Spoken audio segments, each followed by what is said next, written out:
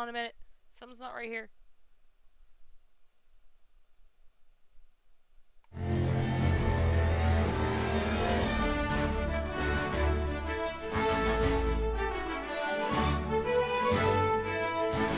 Alright. And 3, 2. Oh, no. OBS, don't do this to me. There it goes. 1 and... go. And welcome, ladies and gentlemen, back to the Cloister of the Dice. I am your one and only gaming monk, better known as Mildra, and today we have 1, 2, 3, 4, 5 good brothers and sisters. Our sixth will be coming in a bit late. When he does come in, we will give him the award for winning the Doku Challenge. So, That's okay. Carlo is grocery shopping. Mm-hmm. Which is certainly apropos for the party's chef.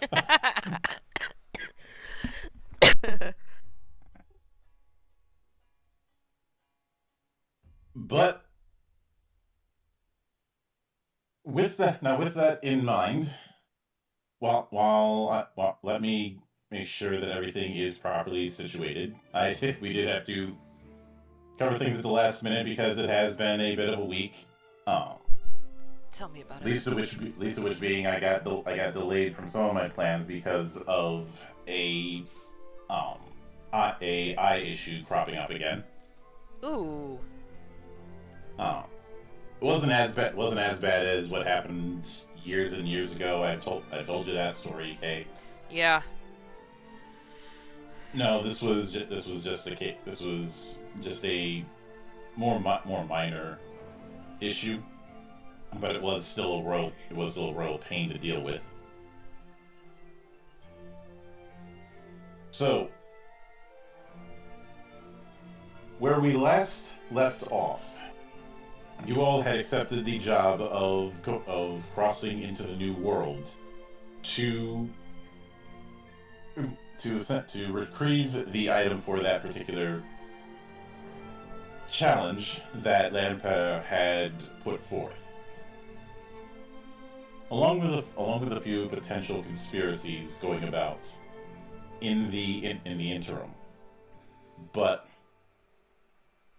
some of this being put forth by your new ally, I guess, Matilda de Rimbaugh.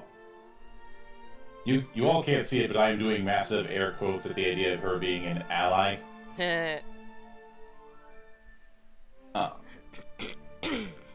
More of, I guess, ally of convenience. Yeah, let's go with that.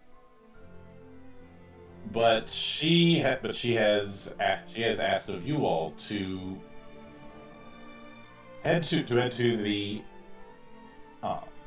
lower stables hotel to retrieve an associate of hers that is going to be very valuable in terms of understanding the languages of the new world.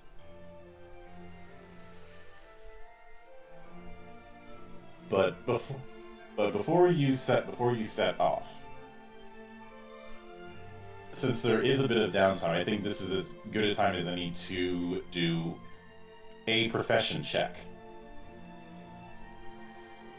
Each of you has a profession within the wealth section of your sheet. Where do I see that at? Details. What I'd like you to do is I'm going to go from top to bottom, skipping Carlo for the time being for obvious reasons. And I would like you to to figure out a attribute and skill combination to roll for this profession check. And the amount of raises you get will determine your starting wealth for this session.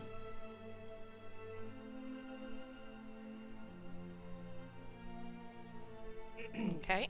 So run that by me again. All right. Shiva, pull up your character sheet. Actually, hold on Yeah. a second. Let me, do you have my stream up by chance? Me? Yes. I I'm gonna... have. I'm in roll d20. And I'm at my character sheet. And I'm looking at my profession right now. Okay. Because the... hold on a minute. Mhm.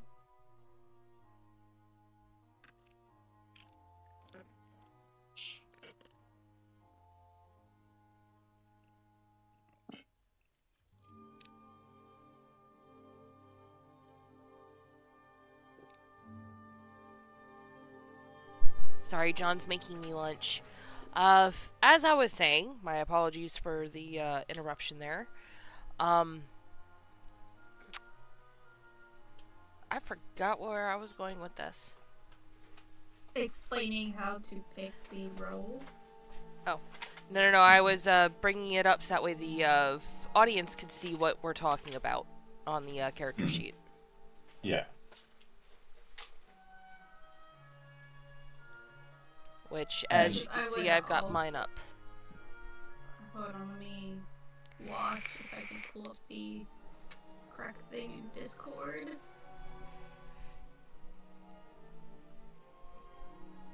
Okay, found it. After I get through the ads. Just give me a second. One. You know what I mean. I know. I also have to do what I have to do. Yes, the ads are almost done. But I can see what's going on the side. Okay, I'm good to go. Yeah.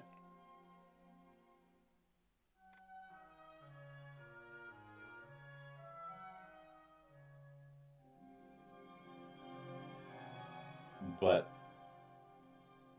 when it comes to the profession entry under wealth, keep in mind what you had written, and I want you to come up with a attribute and skill combo to roll to determine your starting wealth for this session.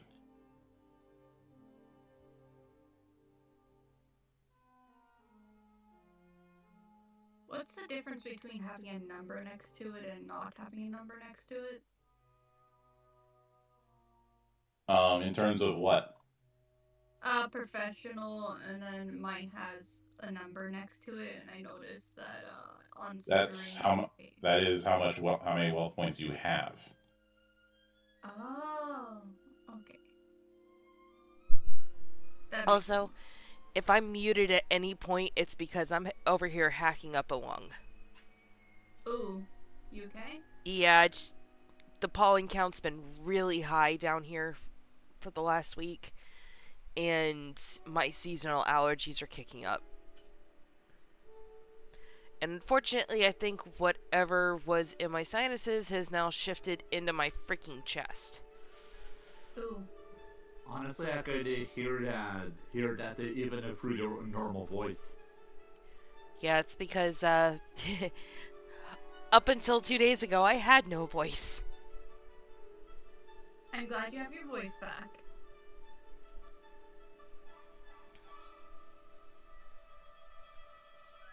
But let it be known that I will always be here as rain or sign, sickness or health.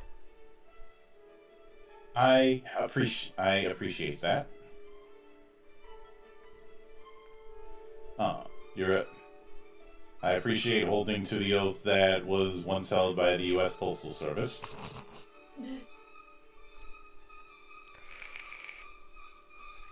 I think I got mine. All right. So I'm going to go from top to bottom and have you roll accordingly. I'm not going to tell you what attribute and what skill to roll for. You're going to have to look at what you picked for profession and figure that out. How do we pick an attribute and whatever? Do we look at the primer or? Same way you roll for any other roll. Okay. I'm just not telling you what pair you're going to be rolling. Okay, so just pick something and roll it. As long as it make sure that it fits what your make sure that it fits the theme of what your profession is, because I am gonna have you make that clear. So I'll start with Francis. So what pair have you got? I'm actually gonna go with right and wits. As a jockey today, I'm used to go ahead and have to deal with those who has little to no experience how to ride. So I figured I'd use this opportunity to go ahead and teach some newbies and yeah, and get some coins out of it. All right. So you're helping you're helping with with horse riding. So roll, and how many raises you get is going to determine your starting wealth.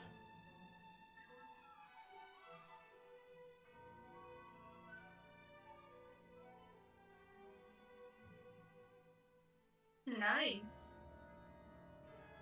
Uh, do you have reroll on ride? I do not. All right. So that's 3 raises. Give yourself 3 wealth points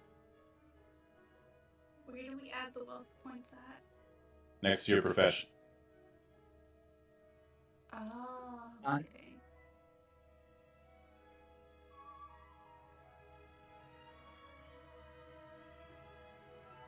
So you got that? It's done. All right. So next, Yvonne, I'll have you pick your pair. What do you have?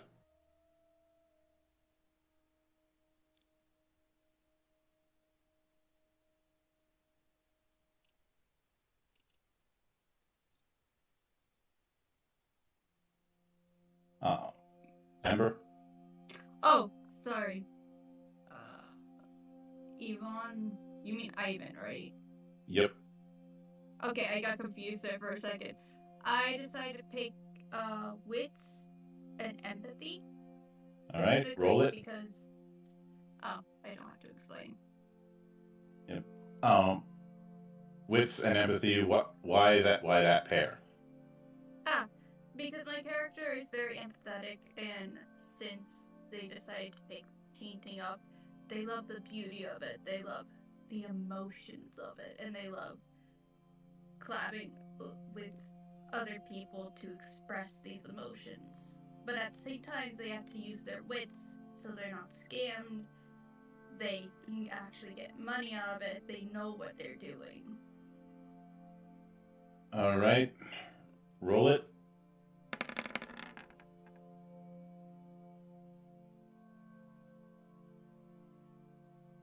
Uh, do you have a reroll on empathy? How do I know if I have a reroll? It'll the star at the end of empathy. Yes, I have a star. All right. Hit the reroll button at the top. Okay. All right. So that 8 is replacing the 1 that you rolled. Mm-hmm.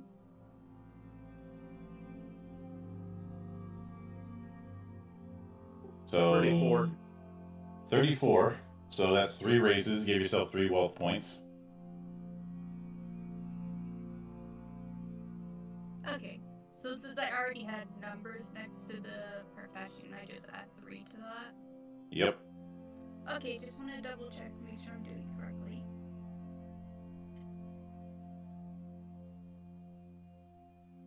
So next would be Javier. So what do you have in mind for your role? We're doing scholarships and wit because as a studied person, I can go around helping the town with any little quirks and mundane problems that they need help with, and that's what I do. I'm like a little handyman. All right. Roll it.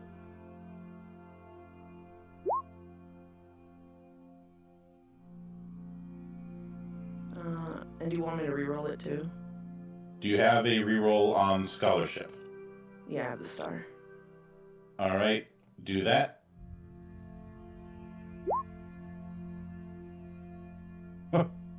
I meant hit reroll at the top, not roll the whole Roll it thing. twice. Which somehow you got the same result.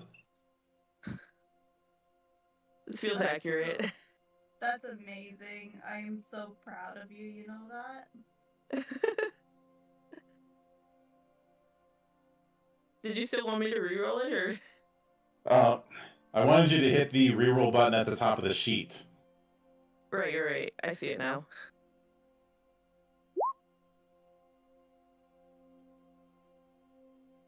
That is not better. Wow.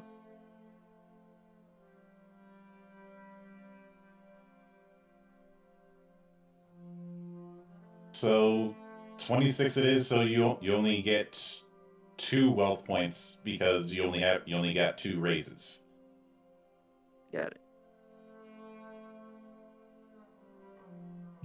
Remember, the dice gods giveth and they taketh away. Amen. Amen. Amen. It's the lack of coffee that's happening. Uh-huh. Seems to be a recurrent trend. Lack of coffee. I'm not giving you any coffee. Nobody trusts me with that. No, Carlo better get his ass back so we can have some coffee. But Kaylin is up next. So what did Alright. you have in mind for her pair? I am going to choose wits and convince.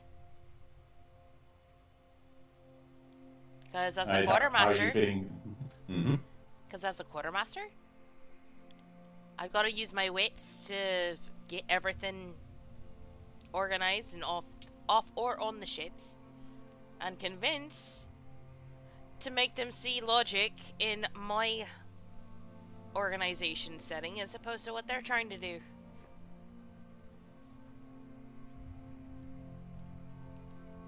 Alright. Roll it. Oops, wrong button. Alright.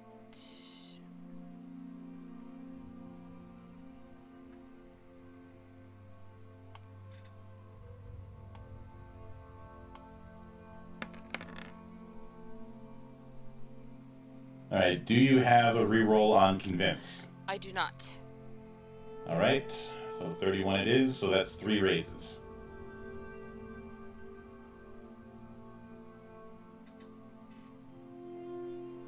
Alright.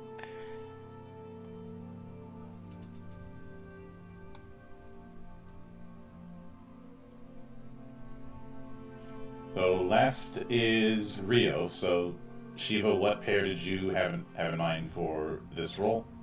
Brawn and sailing, because she's a sailor, enough said. Alright. Roll it.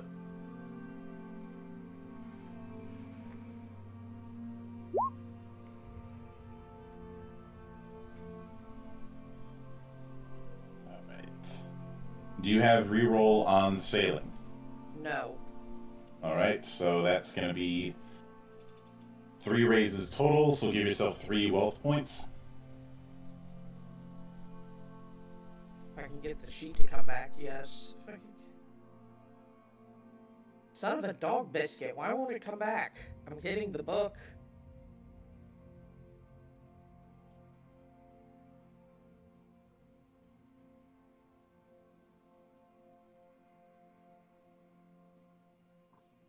So Did I'm you trying to get minimize my it? character- There it goes. No, that's Cookie. Oh, sorry, I clicked. No, I didn't minimize the tab. I hit X and then I was like, oh yeah,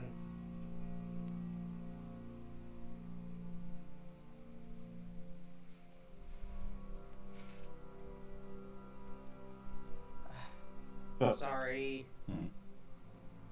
But I hit the book and it says, okay, now I'm with it. Okay. Herp. Attributes and ability. No. Bio info. Okay. Here's your sheet. So, Where's the wealth point? That's going to be added next to your profession. Under details. Yep. Oh, I see it. Okay, 1, 2, 3. Okay.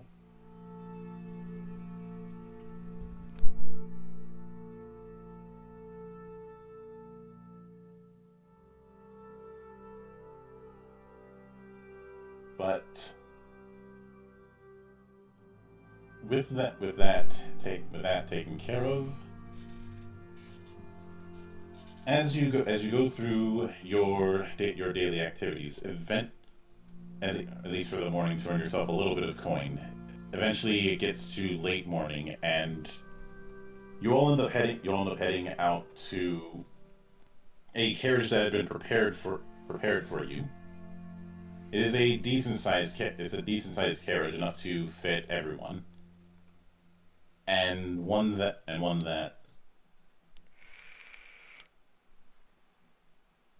it's clearly meant for merchant folk. The driver states that a mutual friend of ours had arranged for the trip, but it is going to be a long trip to the stables.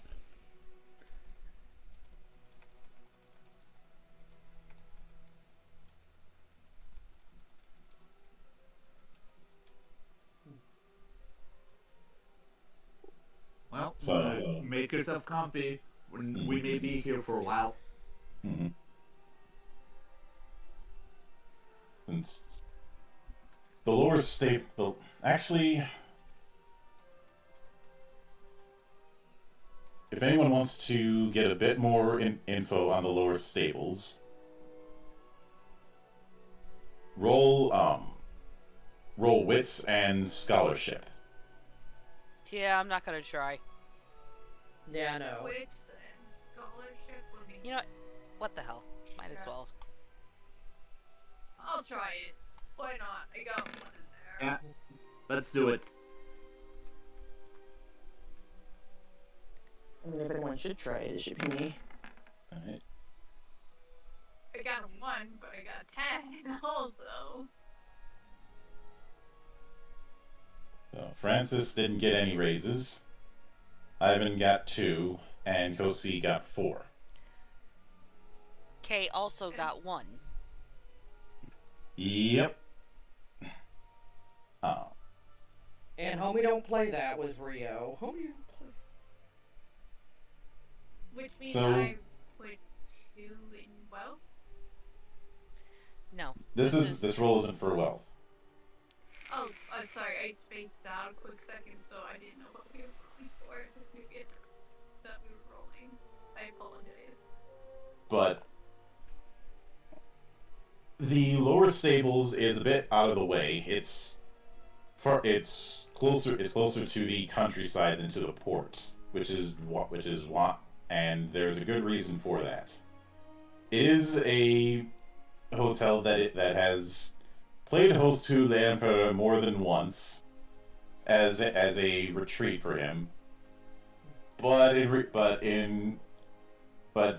there is not idle talk about the fact that particular hotel is used for more discreet affairs.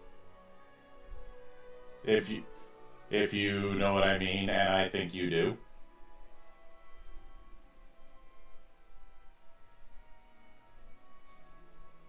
I think we all get the message. It's just a question who's got the guts to break the ice. The question is, what kind of illegitimate activities? Are we talking the shady kind or the pleasurable kind? Or both. Or both. The Emperor has many mistresses. I'll put it Oh, that way. Oh, my. snap, it's a den of ill repute. It's a den of ill Oh my god, L'Empereur is effectively Solomon. Well, the Emperor is somewhat modeled after King Louis XIV, and And I don't need to go any further than that. Nope. No, no, no. Keelan is, alright, so we see our target, right? You're not gonna see it for a while. It's more that you were getting that bit of info along the ride. Gotcha.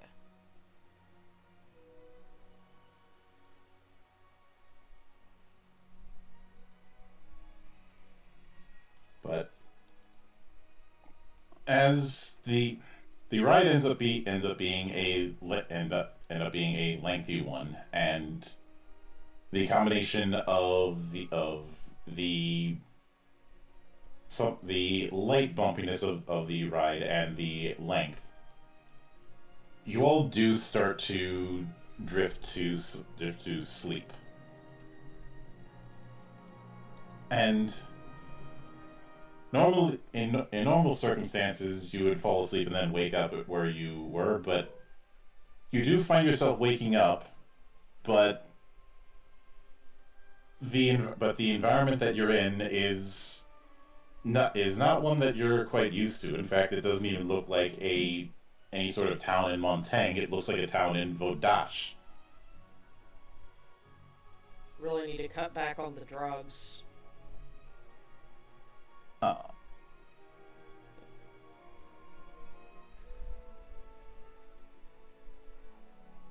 And I'm getting an echo from somebody.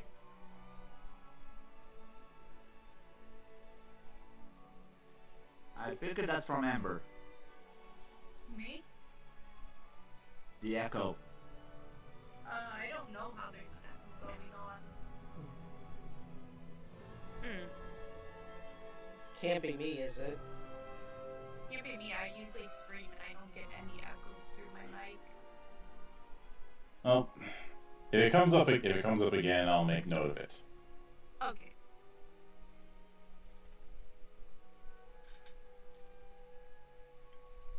But as you continue, but you do notice that it looks like you're in some sort of some sort of hostel in Vodach with someone who looks exactly like the captain lieutenant, asking for your help to find someone who, when you ask why she's in Vodach, or the fact that you already have her help, she doesn't know who you're talking about if you bring up the Musketeers or bring up her rank. She just says she's an explorer, an adventurous.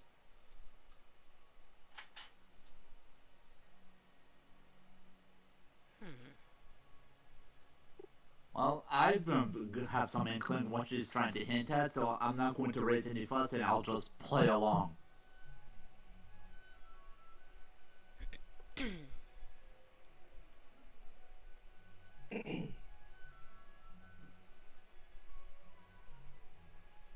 Rio is very confused. Now, I turned it to the group, just play along for the time being. I say that in a low whisper to the last thing we need is to pretty much just start shouting. She wants to keep this low profile.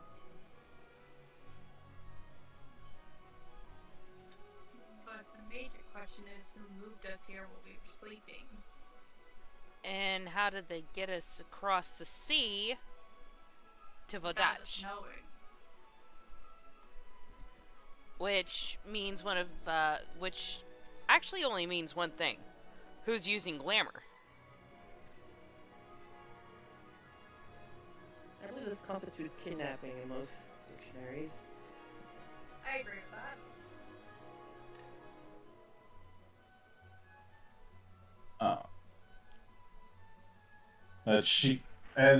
As you continue onward, the woman who looks like Matilda explains that she needs your help looking for a girl named Amelia, her sister.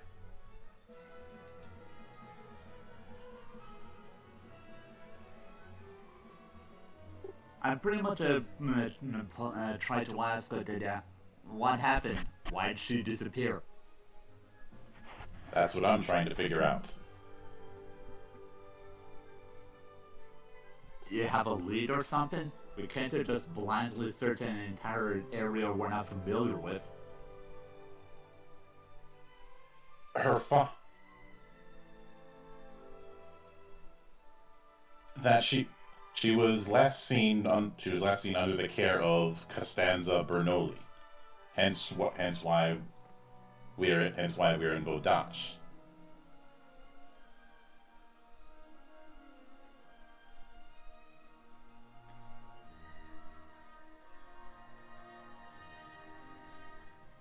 Why specifically us to help them? Help her.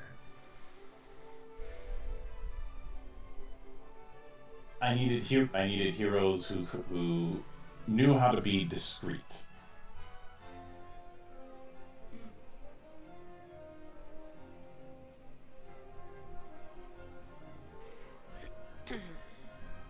Now, Oh, I heard it. Oh yeah, I heard it that time too. mhm. And I have no idea who that came through. I wasn't paying. Yeah. I I'm gonna turn my mic off when I'm not talking just to make sure it's not me. All right. So, for this one, for if you want to go into to try and find more info on Amelia and some of the details involved, that'll be a risk of resolve and notice. Okay, I'll roll.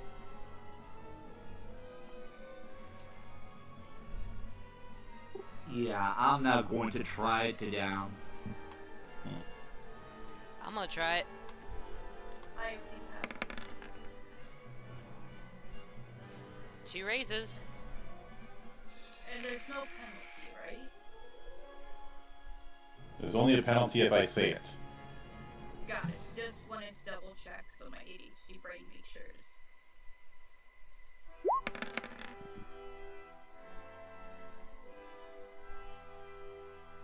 Are we just rolling notice? Notice with wits. Mm-hmm. Oh, I rolled it with resolve. Let me re-roll Or that. no, you're right. Resolve. My bad. Oh.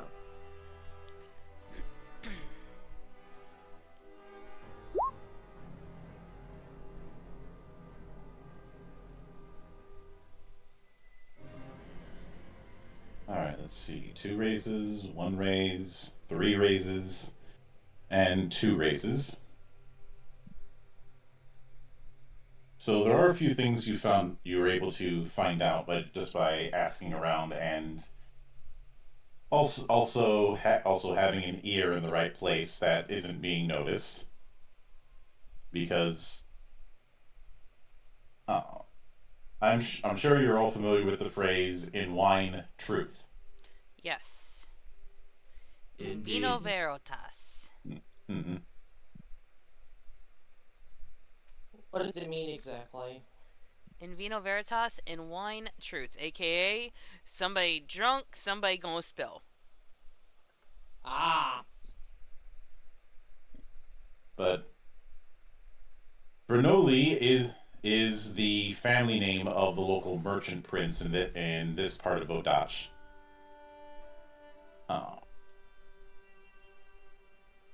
Though some people claim that Costanza Bernoulli never sired a child and is single. But it is known that he's getting on in years, and succession has been an interest, with social climbers hoping to get appointed as successor, and competing princes hoping to get his slice of the Vodacci pie. And this has resulted in a few diplomatic. Once again, you can't see, but I'm doing massive air quotes. Affairs solved around a nice glass of wine. Though, you know how it is when it comes to diplomacy and wine. Yep. Make sure the cupbearer is there. There is a reason why um, clinking glasses to toast became a tradition. I don't suppose no blood has been spilled, only wine?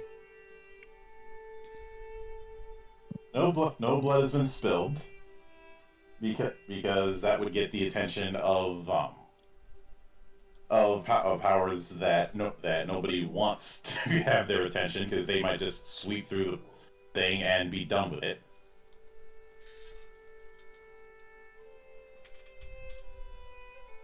There's also the fact that if there is a delicate balance in Vodash where if one of the merchant princes is suddenly killed off, for one, that's bad business, and two, um, all the other princes in that vicinity are going to be top suspects, and things will escalate. So it's a case of nobody wants to throw hands because everybody else is worried that if they do, they're going to have 3 or 4 different degrees of retribution on them. Alright, so the powder keg hasn't been lit yet. Good.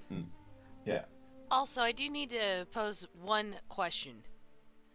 Francis, how do you feel about helping Vodach, considering that you are Le Musketeer? Yeah, like, let's be frank. I am not happy at all, but I am a professional, so I try to keep my anxiety below the radar.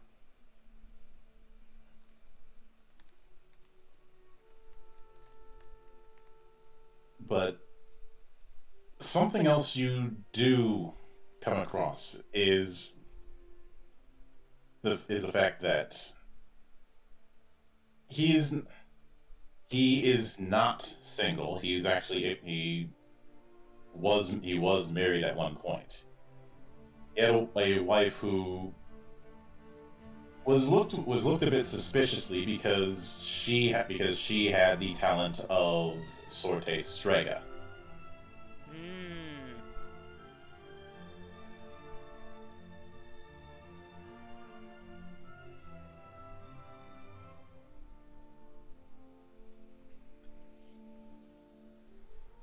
It's believed that the wife of Prince Bernoli was named Constanza,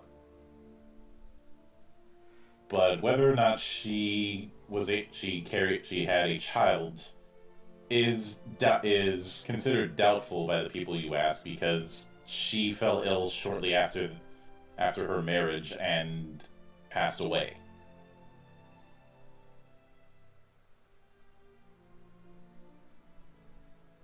But it is known that Prince Bernoli does have several private houses across the town.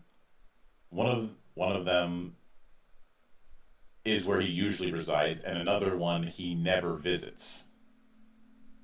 At least hasn't visited in a long time. Sounds like the perfect place for some shady business.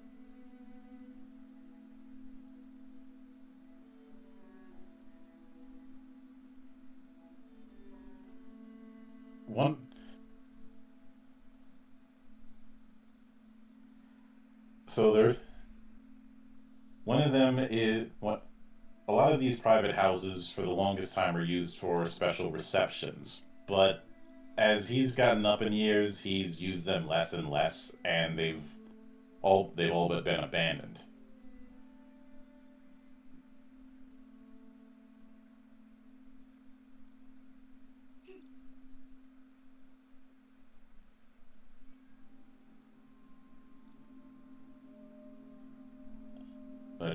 But you do have those two options as far as the potential houses.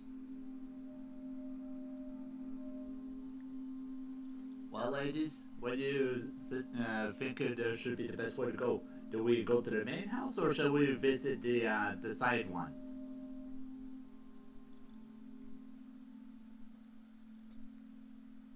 I think we need a bit more information before we just go diving right into a house that doesn't belong to us.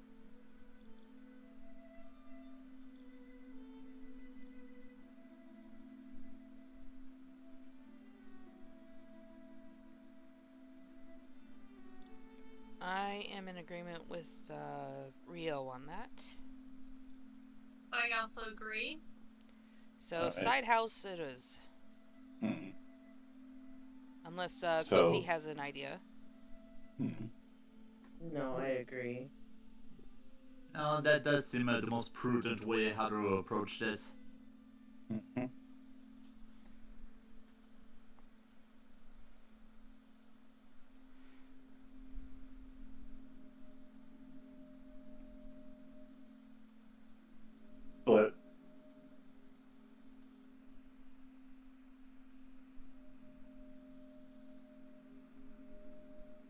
But in the process of finding that out, you do find out that the ladder house he has not gone into in about 40 years. Mm. But when you go to the place that was pointed out, on the outside it looks lived in and maintained. Minimally maintained, but maintained nonetheless. There are 2 armed guards watching over the building, but which is standard for these kind of well-off households. And you do see a servant going in and out, bringing food in larger quantities than would be required for a single person. And the guards don't eat here. Oh.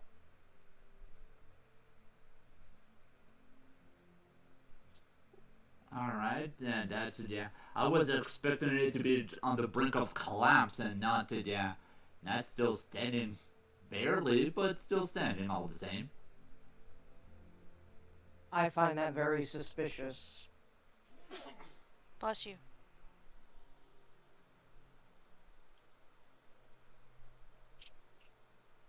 You do hear Rimbaugh say that it probably is looking this way to appear as typical as possible.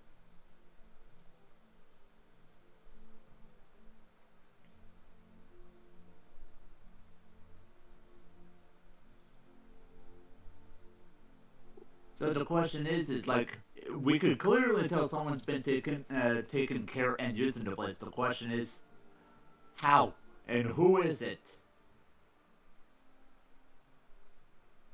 Rio, let's break in and find out.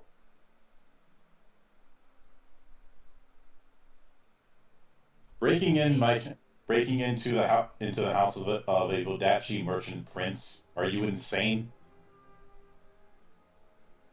At least doing so brazen.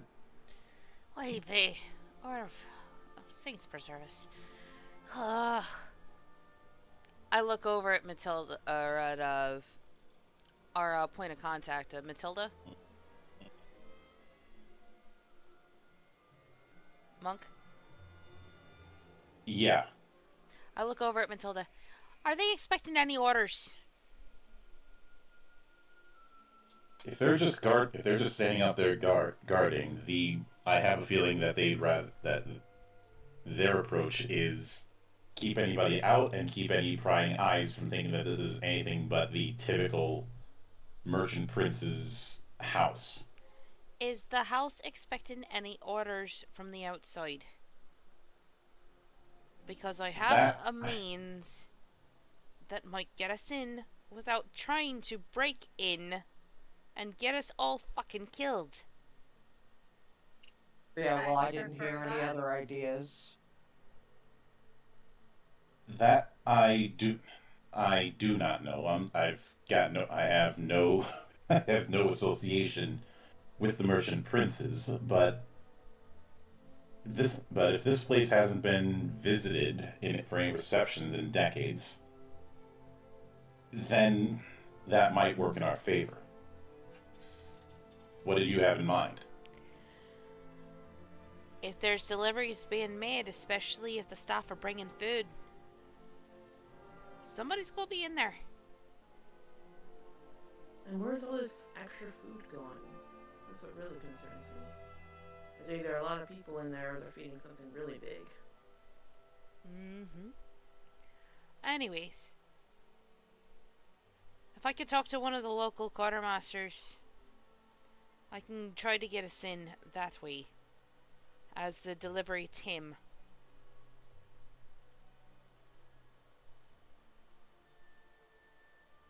I think that can be done. We'll just have to stake the place out a bit. So roll resolve and hide for those who are going to participate in this particular stakeout. At least on the watching part of the stakeout. Hide and resolve? Yep. Alright. 2 raises.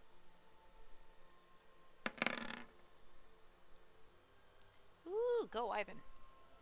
3, 2, I got 2. a 1. I hit but- ride.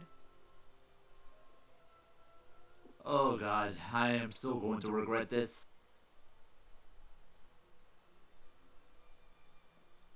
That's my actual roll. Hey, you got a raise. Which is better than none, that's for certain. But those of you who got at least 2 raises, you do eventually see someone moving through the windows. It looks like a figure dressed in black, but what you especially notice is that they are wearing they're wearing a veil that's typical of a strega, of a fate witch. And as you observe them, the figure looks straight at Keelan, and Keelan, you feel very, very uncomfortable, like a shiver just went down your spine.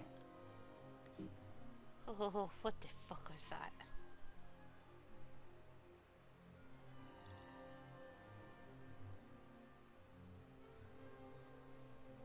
You okay?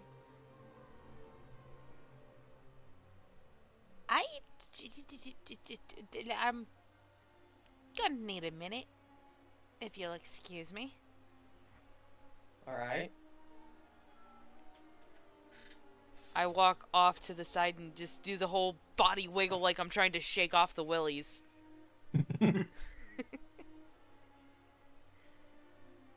As for me, I'm still reeling a little bit, but all that military training did account for something, so I'm trying to keep my wits about me.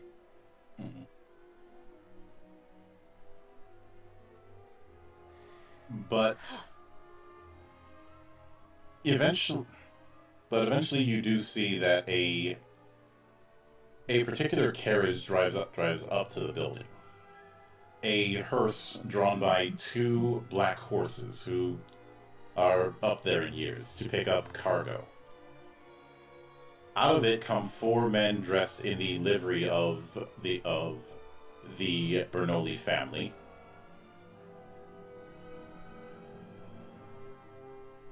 And when they enter the building, they are carrying out a coffin.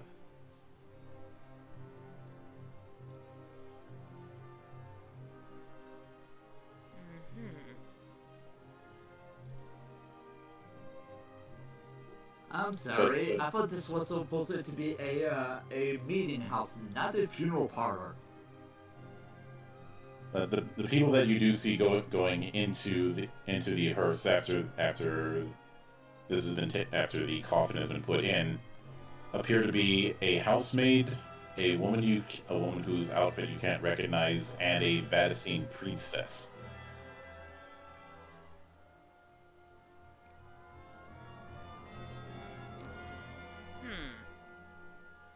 That is a lot of sneaking around for something that's that for all intents and purposes, should be a shameless act. I don't like this.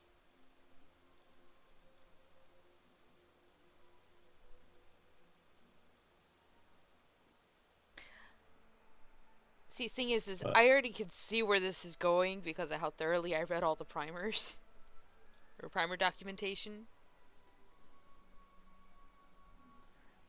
But I don't think Keelan herself has the knowledge of what's going on.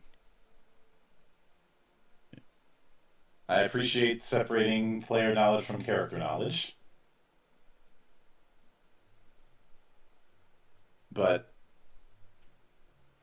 you do overhear talk that it shouldn't take long to head to the town cemetery. So if you want to follow this convoy to it, that is going to be resolve and hide. I'm rolling again.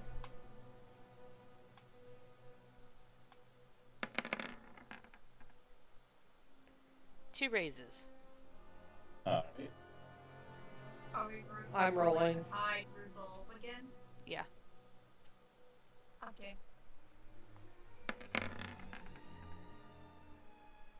Nice, no ones.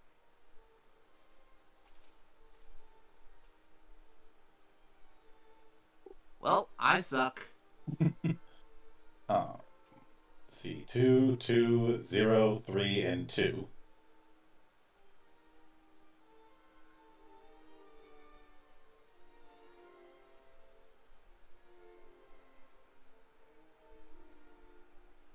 But some of you move through the trees on the side to keep an eye out. The rest of you found a way to do the age old fashioned hide under the bottom.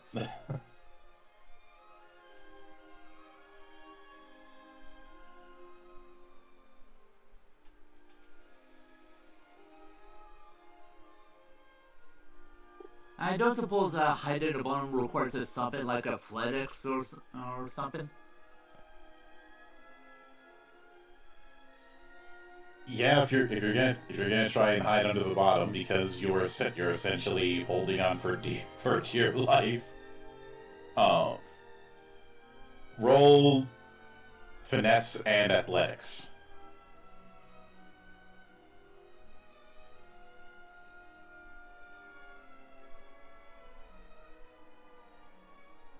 And I have a reroll. All right, roll it.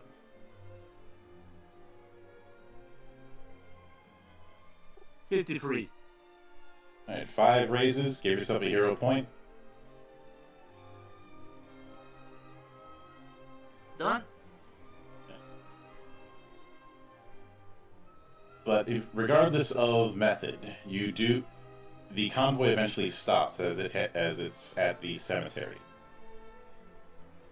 They're not the only people at this cemetery, but everybody else who might be within the area is keeping quite a distance. And there's a certain dreary and rather miserable look of the procession. Made all the more so as rain starts coming down.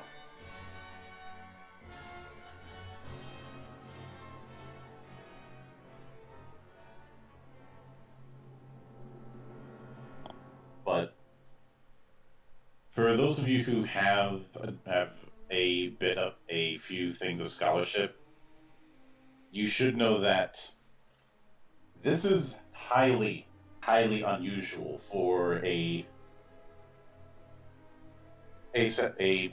funeral procession in Vodage. Like they're usually ones where pomp and circumstance are of foremost. So few people being at a funeral, and everybody staying far away. It can be summed up in one word: infamy. The presence of Out of curiosity, is this daytime or nighttime? it's overcast.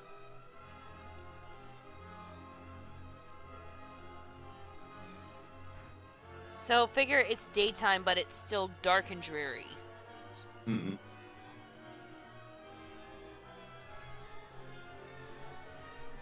But those of you who have superstitious as your hubris or are devout should feel like there's something not right. Honestly, the list of things that is right is pretty short, aka non-existent.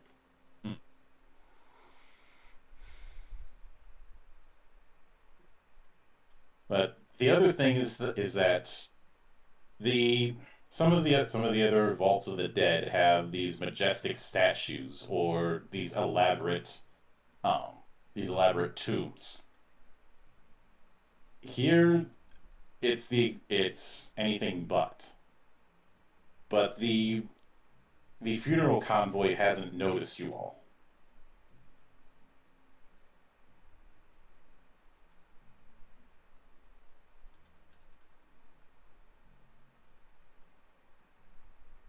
And while there are guards with this convoy, they don't appear to be very vigilant.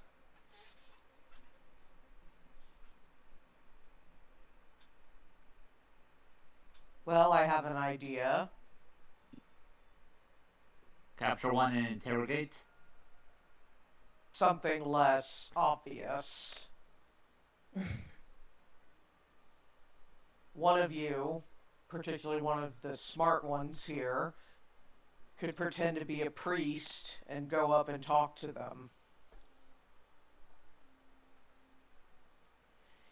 It's going to require looking like we're from Vodach and having the religious knowledge. Don't look Fair at me enough. for religion. However, the brawny ones could pose as the Undertakers. I like how Could you effectively think. act as your guard. You see, the problem with that right there, Sunshine, is you're clearly Le Musketeer. You're still dressed in your livery for Le Empereur.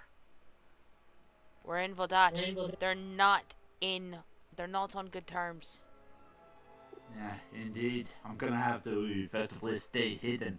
Unless I pretty much find another set of clothes.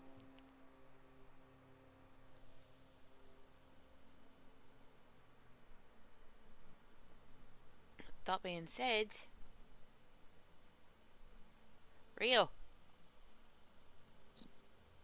Yes. I get the feeling this needs a woman's touch. I agree. What are you thinking? Alright, Monk, remind me, who all is standing for the funeral procession nearby? So we have what appears to be a let me shit. 3 women and 2 men. One dressed as a strega. One appears to be a housemaid. One is a Vatican princess. Okay. Or Vaticine. Two. No, Let me go with the legalese. Oh, and no shame, no blame. And 2 guards. I didn't know the Vatican was in this game. It's supposed to be Vaticine. Yeah, I know, I'm giving him a hard time. Anyhow,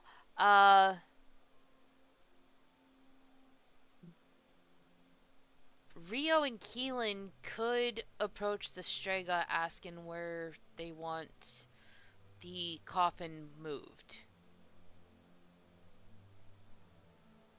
Respectful is absolutely respectful and heads bowed, of course. So we don't meet her eyes. Yep.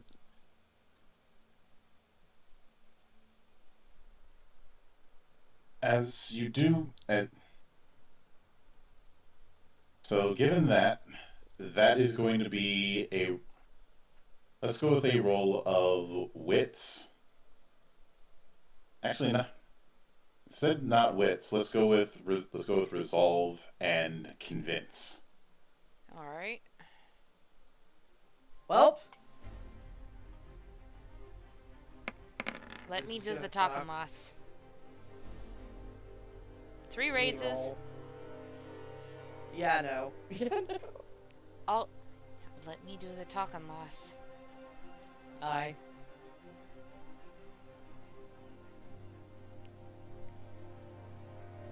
Alright, I got 3 raises, Monk. What does that get me?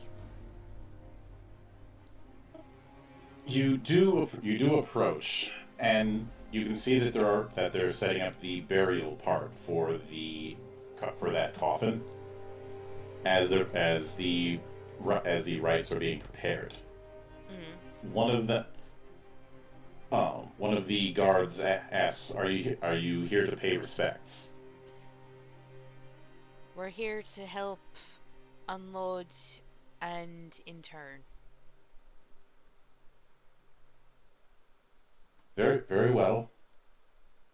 So long as you show proper respect. Absolutely.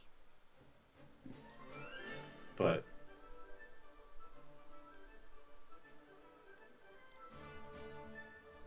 I'll bow lower to the ladies gathered. Forgive us if we do trod on any toes. We're relatively new to the shift.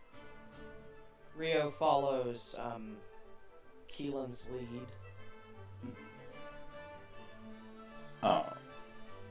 They don't outright say it, but there's an air that they think that you are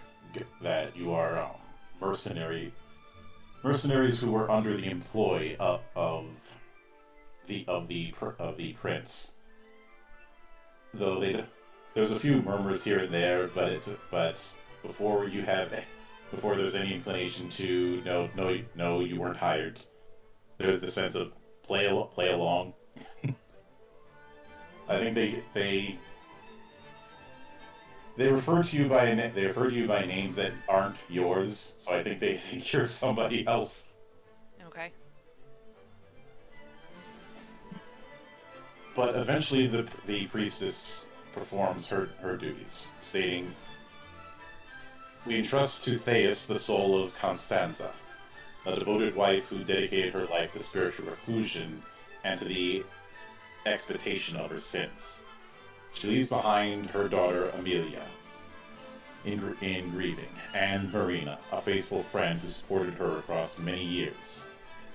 With as that's stated, you do hear everyone else going into a few prayers. Though the daughter who you could deduce is the Strago woman does not look like she is grieving.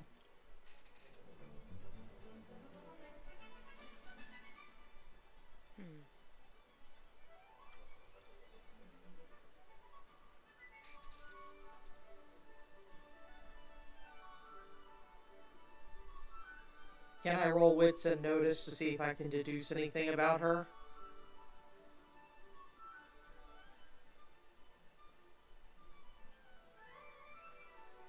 Go ahead, but because of the unfamiliar territory, I'm putting a penalty of 1. How do I plug that in? There'll be a prompt that will ask about penalty. Okay, and then I put 1. Mm-hmm.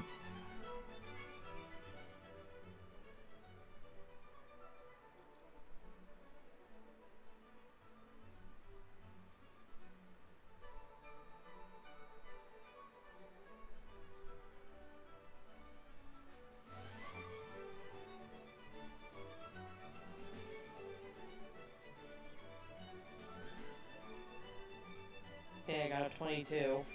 Mm-hmm.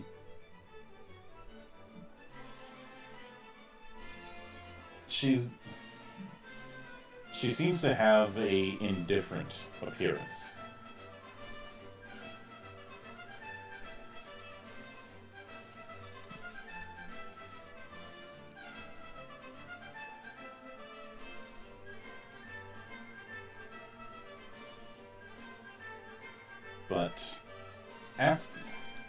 But as the funeral ends,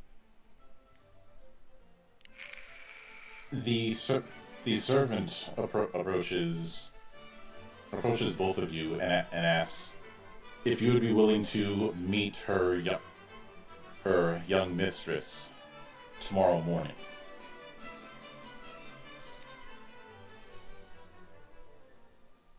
I keep my head bowed so the Strega woman cannot look me in the eyes. That depends. It. I have other work that I need to see to, as well as my duties here, of course.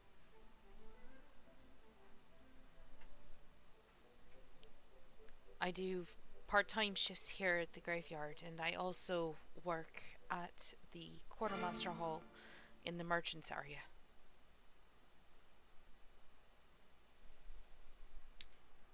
If that is the case, then it would certainly do you quite a boon if you're seen alongside someone associated with the family. She's she's basically stating that this is more of a um propriety's sake kind of thing, especially in Vodach where appearance is everything. Very well, I shall make the time. Is she talking just to Keelan, or is that to me as well? To both of us. Mm-hmm. Yes. Of course, that's Rio.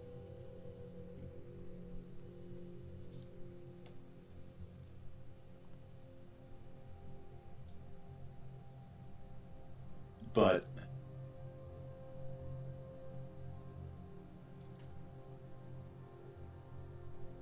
after about a day, you end up meeting in a hostel that is clearly built for more discreet encounters, and through that you're able to see Amelia. Despite being referred to as the young mistress, she's in her late 40s. Her face is gaunt and sullen, and the Strega outfit does not do her any favors when it comes to looking far more weathered.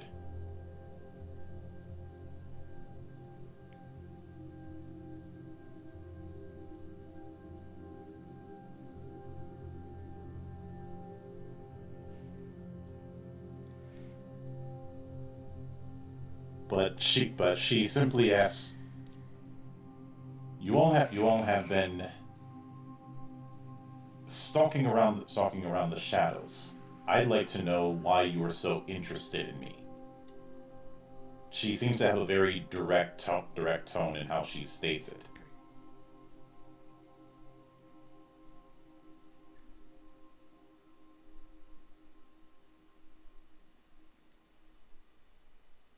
For the record, she's talking to all of us, right? No, just Rio and Rio and Keelan. If I'm not Actually, mistaken. actually, this is with the whole party, Ah, because this meeting was all because it was implied to have your employees come along with you. ah.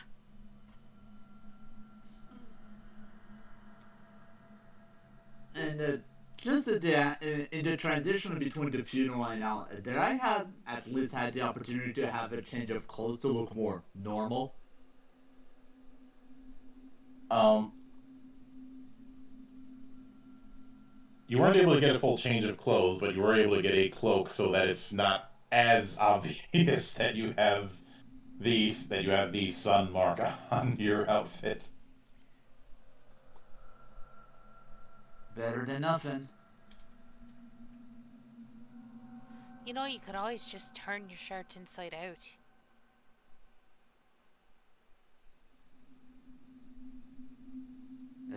Or at least the top one.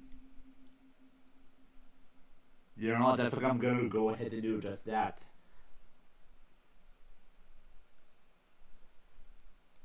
Alright. So who wants to answer her?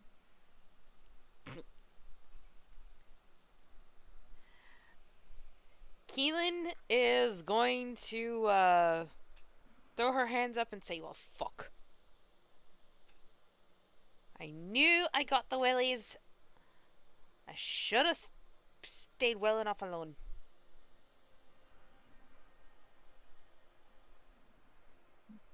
Rio looks at Keelan. Well, should we take the direct approach? She muttered. Yeah, at this point, she already has some inklings. At this point, yeah, the cat's already out of the bag. Very well. Your sister asked us to look into you. Your sister.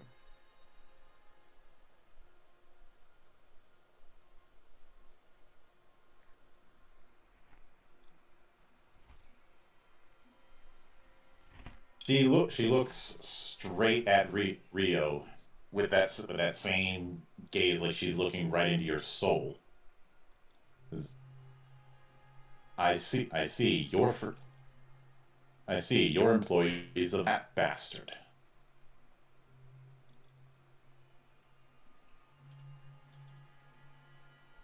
I assume you two aren't on good terms.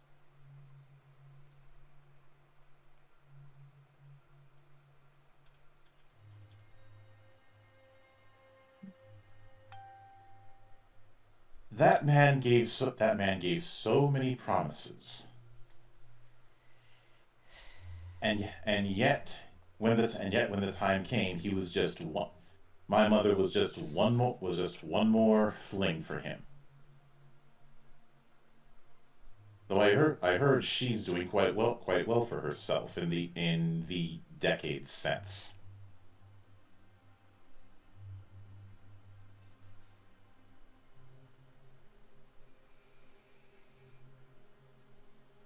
And as a result of all that impropriety, my mother had to seclude herself as penance for her sins.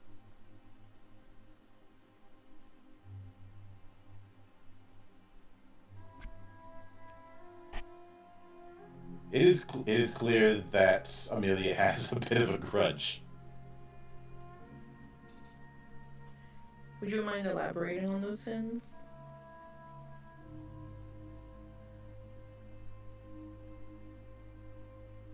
I get the feeling that you don't know. No, I'm not gonna try to. I'm not gonna try to make heads or tails of this. What I'm worried about is because we got hired today, I feel we're effectively very disposable.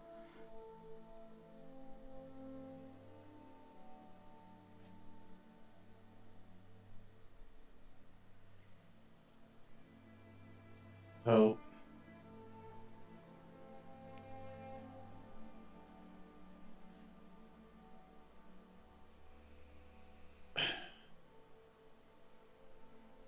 my father was a ambassador, and as an ambassador, he part of his duties was visiting Montaigne before things got cold. This was 40 years ago, after all.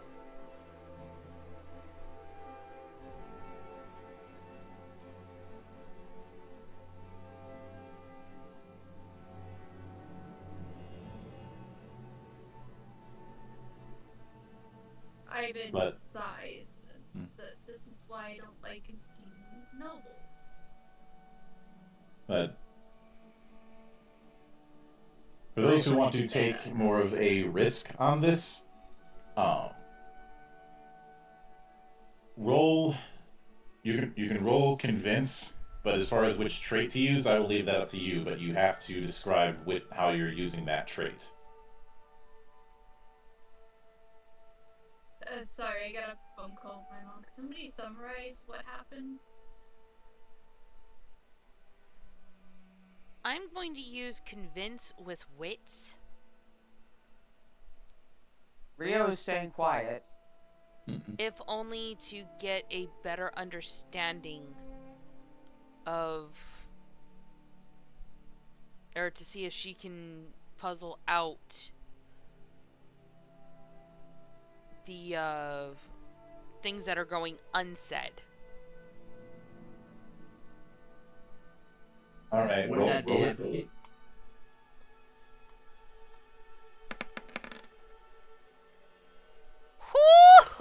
4. Nice. All right. You are indeed one lucky gal. Give yourself 1 hero point. All right. I am As- so proud of you. As you listen to the details, you do find that some things aren't adding up. I mean, yes, her father was an ambassador, Mm-hmm. but there's also the fact that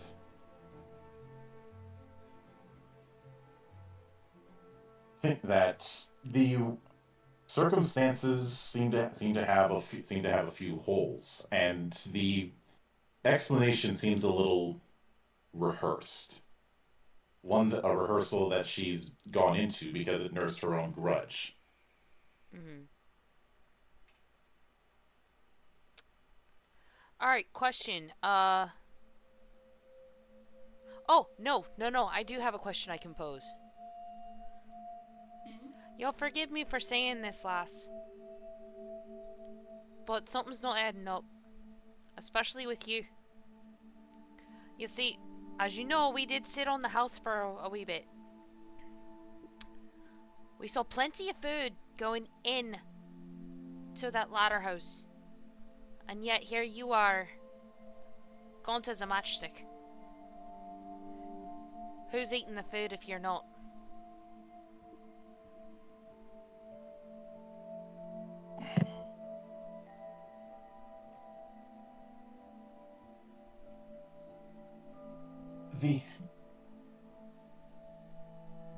She does get a bit defensive at that, stating that it was mostly the servants who were having it. It was just that she was keeping them. She was keeping the appearance of a well-maintained house because that was what her father, the prince, had as a last request, i.e., the same prince that people have been vying for.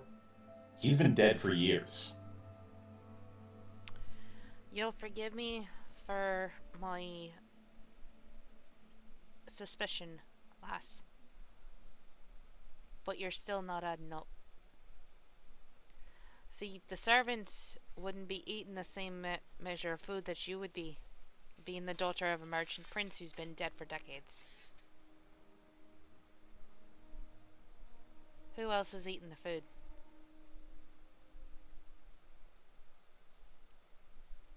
And, actually, hold on a minute, because, I do have something I want to bring up, but I'm trying to figure out how I'm going to word this. All right, go ahead. How long has Costanza been gone?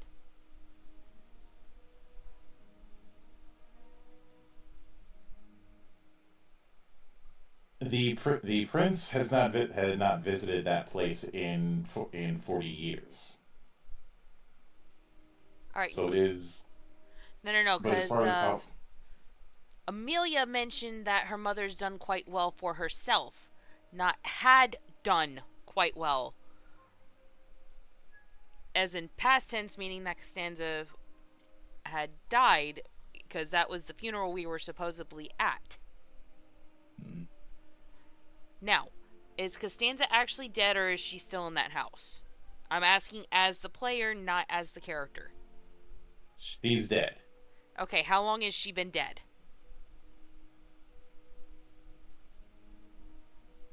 She died shortly after Amelia was born. Okay. Boom. Alright. Tell me something, lass. When did your mother pass? She passed 40 years ago. Then why were we at her funeral just yesterday? Who was really in that Because coffin? it was her and the prince. it took that long to find a place that would not get so many prying eyes. And especially given the knives that are always out in this country. Mm. Yeah, But because for a moment I thought you might have been smuggling somebody.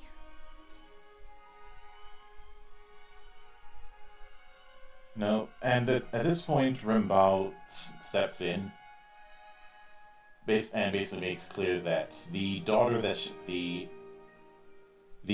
she hates is right in front of her.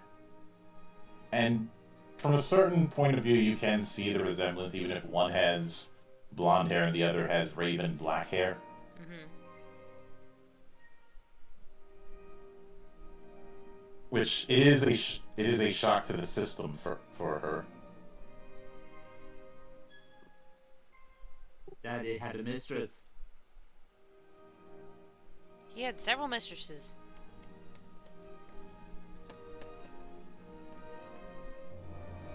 Well, no, I honestly thought that our Strega here was trying to get the younger Stregas out and using the coffins as the means of smuggling them out.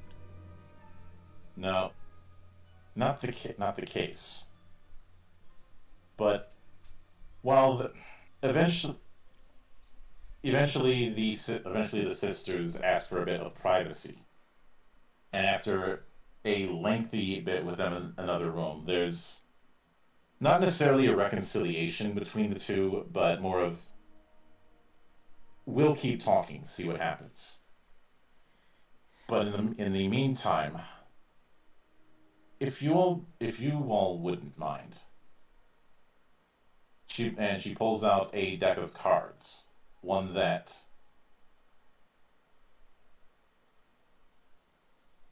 is going to be familiar to anyone who knows about the readings that are often done when it comes to sortes, and the reading that you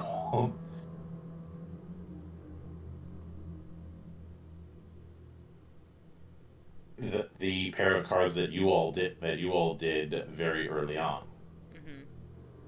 saying I'd like to at least give you the courtesy of a reading, see where your weave it might lead you. I already know where my path leads. I'll take you up on that offer.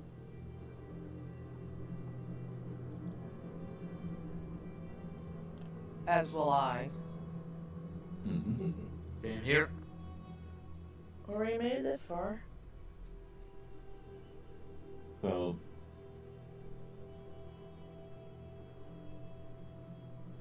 you see her draw several cards within a reading, and the cards that you see her draw are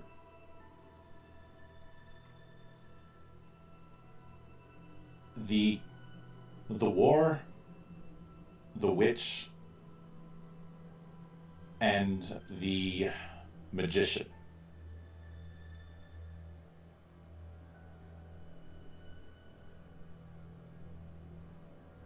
But she seems to indicate that you will be, in the way she interprets them, you'll be entangled with something far more powerful than any mere nobleman could ever be.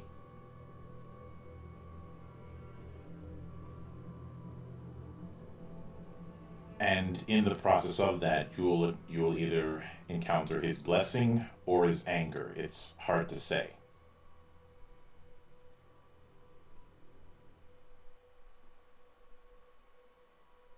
For the time being, however, I think it is time you all woke up.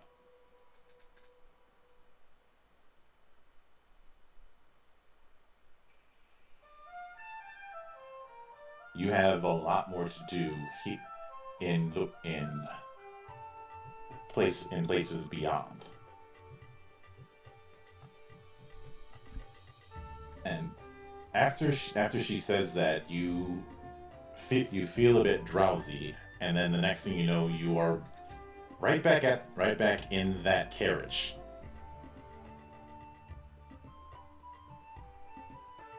Out of character, we really need to cut back on the drugs.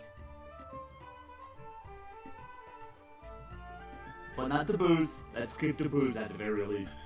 Definitely the booze. Alright.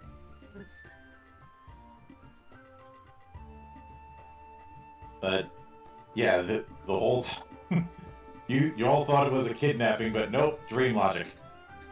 What the fuck was that? Wait, did we all have the same dream? Sorte Strega? powerful magic. There's no way. Sorte Strega?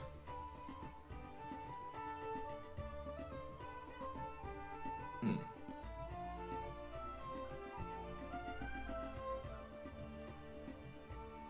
Mm-hmm. Which means it was no mere dream. Like I said, must be powerful magic to be able to pull us all together to do that. I don't know. This one over here's been conked out since we got into the carriage.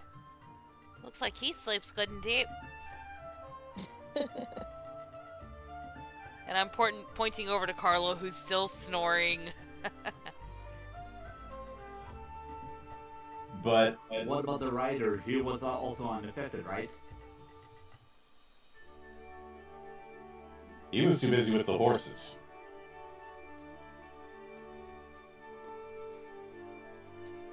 At least So, what do we make of this? I mean, I assume we all of us had the same dream, right? That is correct.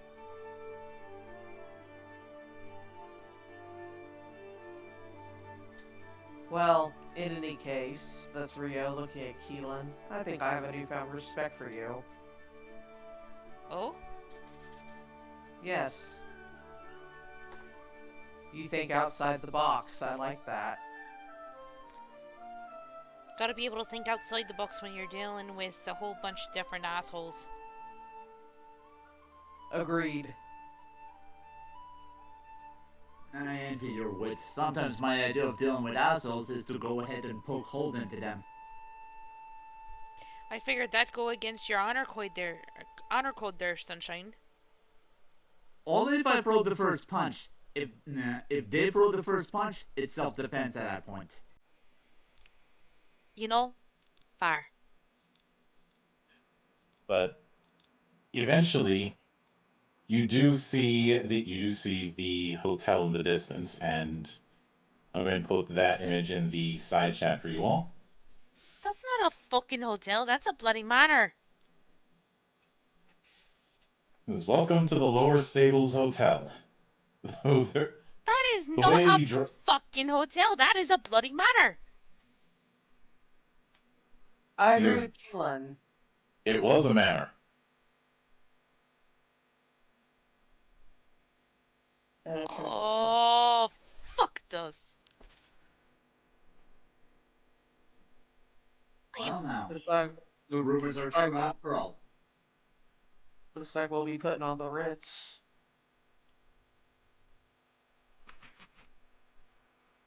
I mean, it could be worse. You could actually be sleeping in stables. Exactly. Now, horses make good company. I was about to say the same thing. Oh my god, I'm actually agreeing with Sunshine over here. You're The welcome. horses aren't what I object to. This is Wow. close to Chateau du Soleil, but there's rumors that there is a tunnel that connects the two places. I don't know if that's true or not, and I'm not willing to test that. But this place is the way it is to welcome in foreign dignitaries to the lovely Empire of Montaigne. Officially. Well, look how we all got Unofficially. promoted. Unofficially, well, you know. I take it the walls are at least as soundproof. I should hope so, given what I've heard.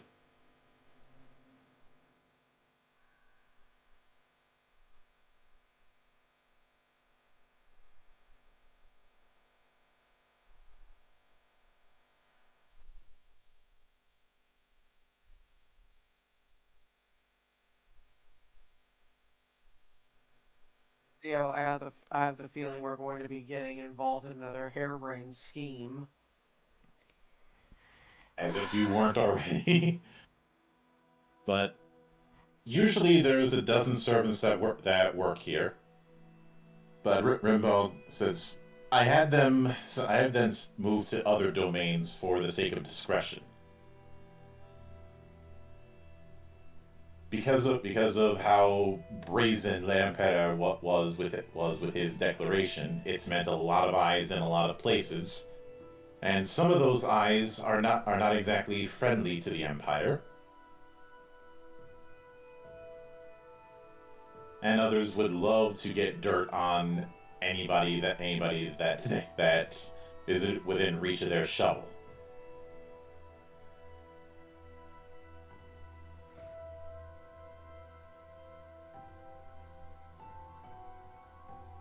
But as you go into the place, you note that a lot of the rooms that would be used for lodging are very empty.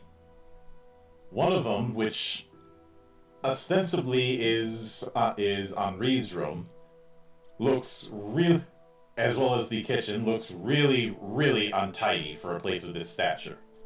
Like someone's been camping instead of staying.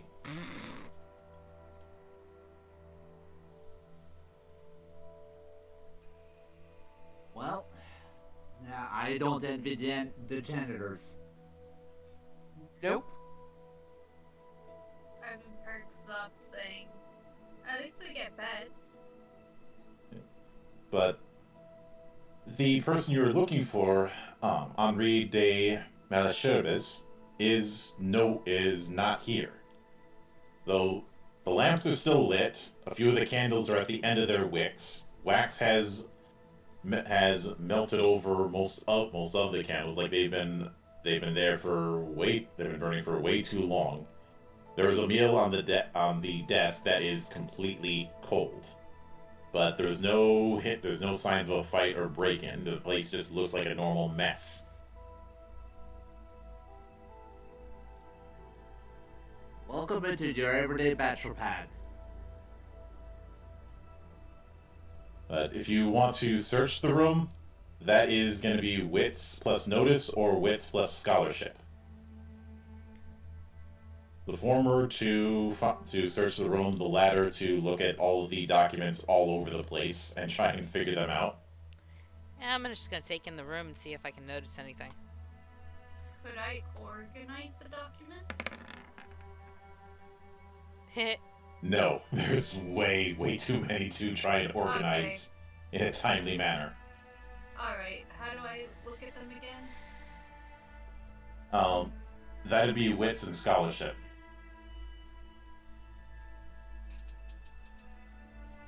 Okay, let's try this.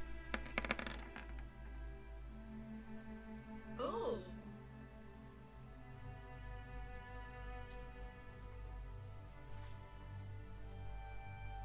What? And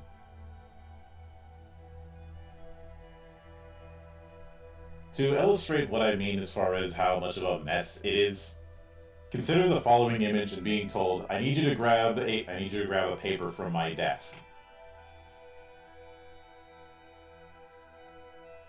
I put it in this side Oh chest as my well. god! I need to see this. Hold on. Oh my fucking god. Henri, find your own feckin' paper in that mess. Looks like your typical destiny.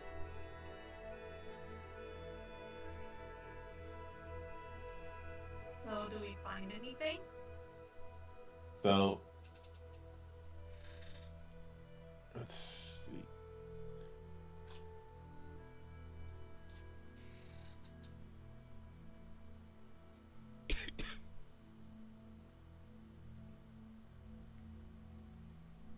So the first thing to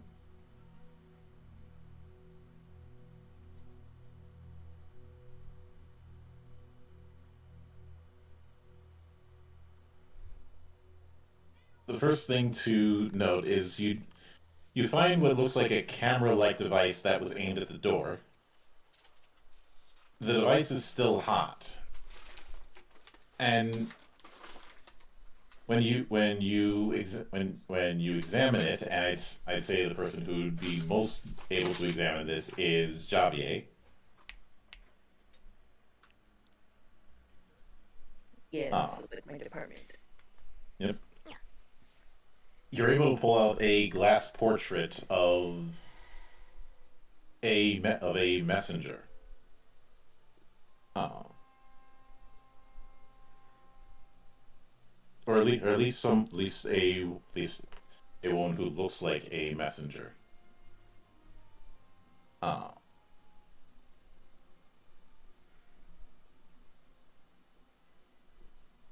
So is it like an imprint, like a photo? yeah. It looks.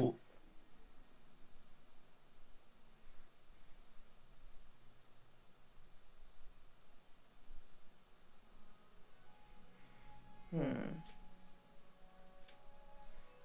But apparently the device was made to be activated when someone knocked on the door.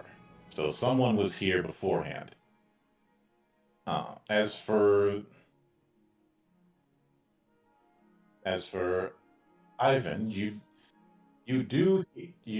aren't able to deduce much, but you see what looks like the spirit of a stable boy, but only you can see him. Great. Fantastic. Okay, let's do this. I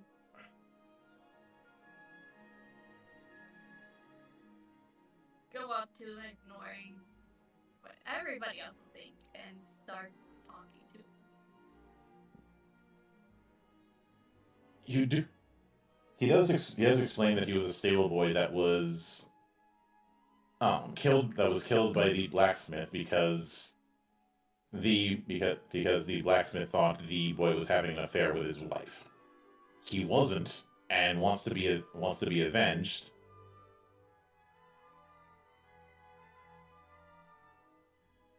Lovely. And you did see the blacksmith as you went in. He's a very old man now. Just push him over and he'll fly away in the breeze. Mm-mm. Ivan goes up to the others to say, you're not gonna believe this, but there's a spirit of a dead stable boy here that wants revenge on the blacksmith for killing him.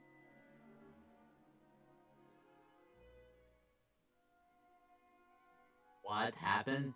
Could you elaborate a bit?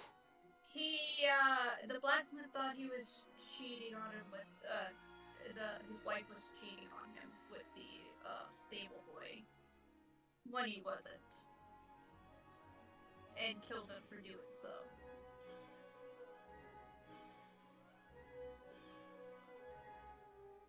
And he wants revenge.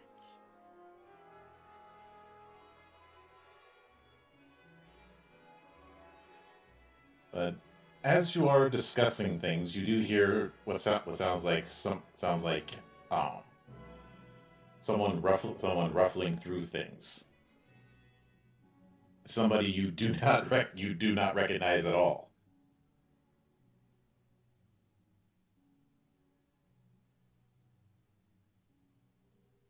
So for those who want to examine who this other person is in the room, roll wits hide.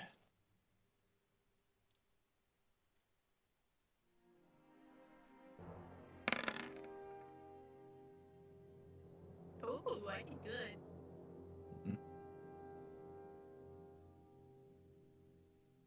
The way he's just tearing through the place, it looks like he's trying to grab any valuables. But he hasn't noticed you, so you can try and catch him if you so wish to.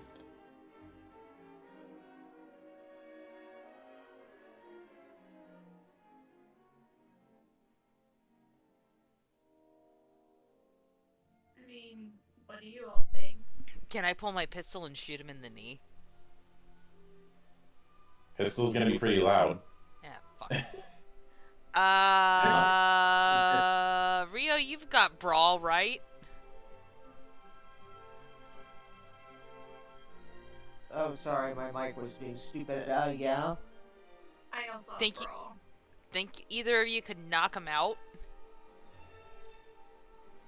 I could give it a go. Okay, Ivan, you're up. What do I roll? Brawn and... That'd probably be brawn and brawl. That's what I was guessing, but I'm making sure with the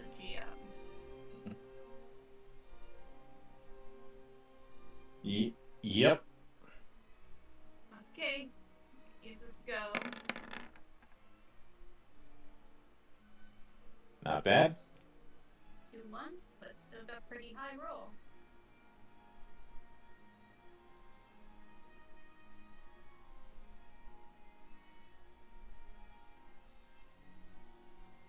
Rio, are you gonna roll as well? See if you get higher. No. As the thief is trying to rummage through the place, he turns around and gets tackled by Ivan.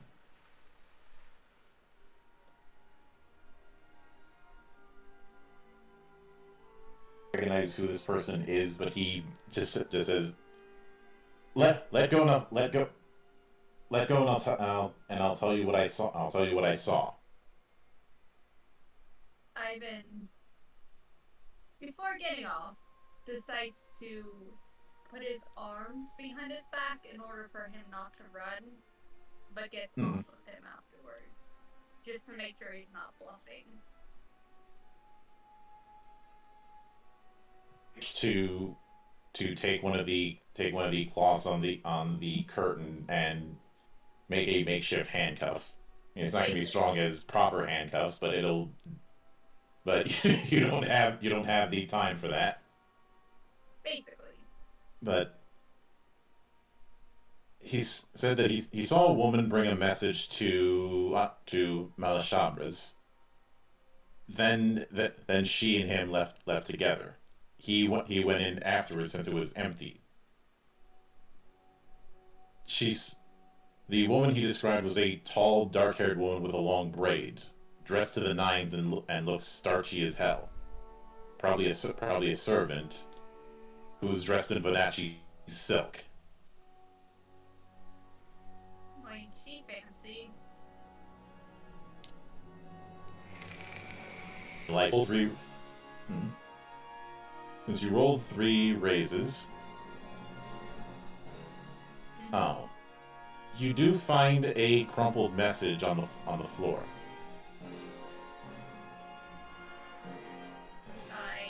While making sure he doesn't see, pick it up and read the note.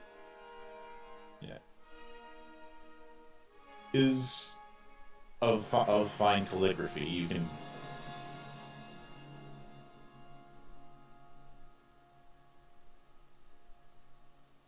You can business with Madame de Rimbaud. Please follow my messenger. She will take you to me. I strongly recommend that you do as I say. It seems to me as if Ninon, who delights me with her present company, would like to see you. Regards, M.G. I read the note out loud for all to hear.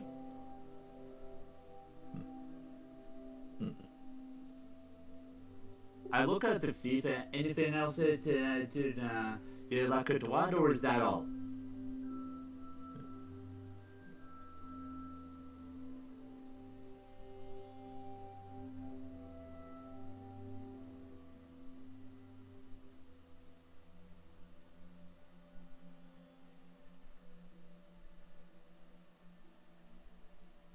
he knows. But in terms of the mess that you saw all over the place, you could see that it holds notes that would be necessary to cure someone from poison or disease,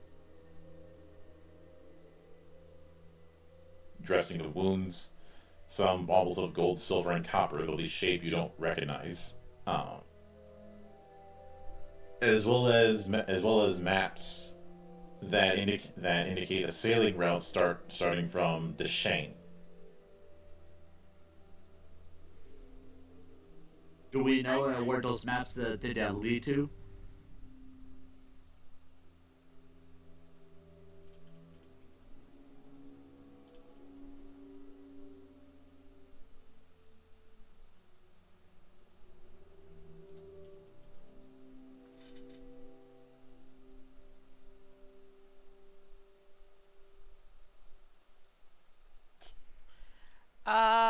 Can I use sailing to look at the maps? Yes. Alright, wits or resolve? Wits. Alright.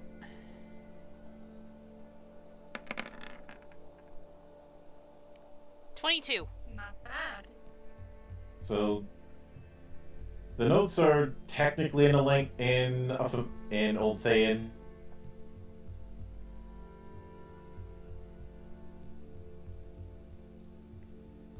But if you know what I mean. Oh, hills. I can read Old Thayan. No. I think this is a language that is close to Old Thayan, but is not Old Thayan. Oh, It's Old Thayan, but it's written so haphazardly you can't discern too much, which is why I made the analogy of a doctor's handwriting. Oh. God's above. This man's handwriting is worse than a fucking Hailers.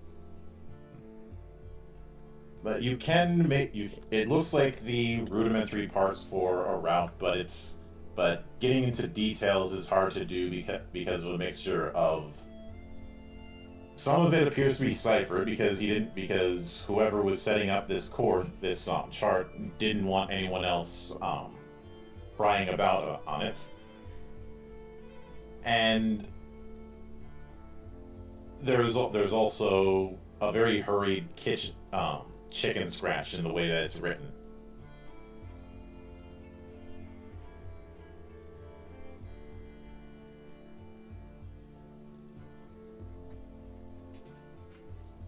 Yeah, so if it's a cipher, that also means that, yeah, obviously he doesn't want anyone else to figure it out, but the question is what for? Something good? Something bad? This is a proposed. You can tell that this is a proposed route for the New World, and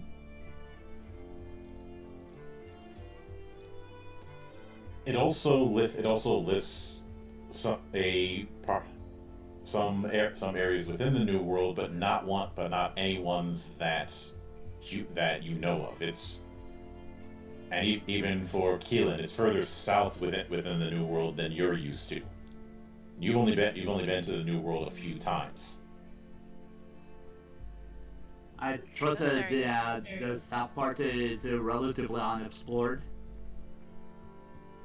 It's not unexplored, but it's not an area that Keelan's been to. This is nowhere near where I've been. Monk. Mm-hmm. I'm just listening to the stream just to check audio quality, and it sounds like all of us are echoing, including me. The hell? Yeah, I'm just listening to it because, just double check, and I noticed that everyone sounds like they're echoing. Yeah, not much I can do about it. Okay. It's not something I'm losing sleep over. Alright, But- just wanted you to make sure you do.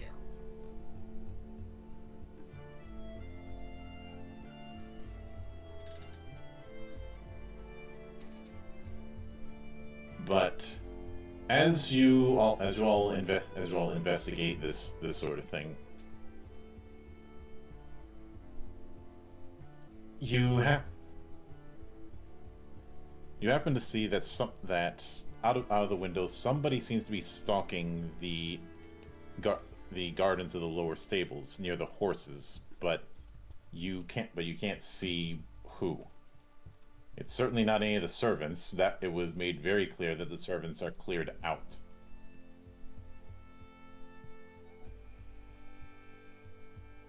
Hey, we may have a rat. I have an idea. We could ask the ghost boy.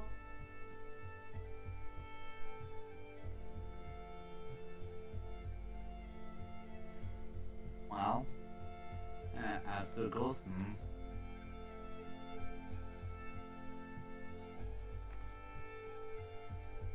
The ghost is only talking about wanting revenge. Alright, really quick, sorry to interrupt. Could somebody check the stream and see if that got rid of the echo problem, or if we're even coming through? I'm sorry about that. I accidentally turned off the PC with my toe. It sounds better. Okay, I think I figured out the problem then. I had dual channels going for desktop audio, Discord, and all that jazz. So I turned off the desktop audio because I've still got the bots for everything else going. So we'll see if that takes care of the echo. If not, we just power forward and keep going. Alright, Actually, the coops are just posted in the chat. No echo. But everybody's still being heard though, right, Coops? Oh. Yeah, we can all still hear. Alright, cool. Anyways, back to my idea before I accidentally shut off the PC. Yes. Alright, got it fixed. What we could do is talk to that ghost boy to see who it is and describe it, and then we make a deal to get his revenge. He isn't listening to you. He's just ranting about wanting to get his revenge. Never mind then. Ignore I said anything. But as mentioned, you do see out of the corner of your eye that somebody was going around in the gardens, but you couldn't tell the details.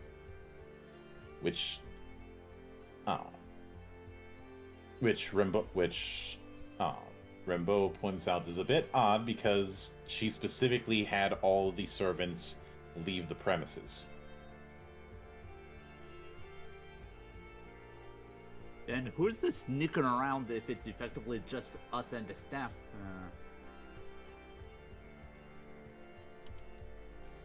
That is a very good question. What are you gonna do? What are you guys gonna do about it? I'm going to hide and I'm going to track. All right. In other words, I'm going to be sneaky. So, right. Let's see. That's going to be wits and result, or wits and hide, or... Yep.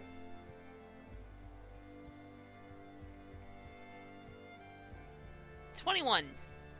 Blackjack. All right, you got 2 raises, so you were able to get close, but it's definitely a woman in Vodachi garb. You're able to tell that just from seeing similar garb in that dream. But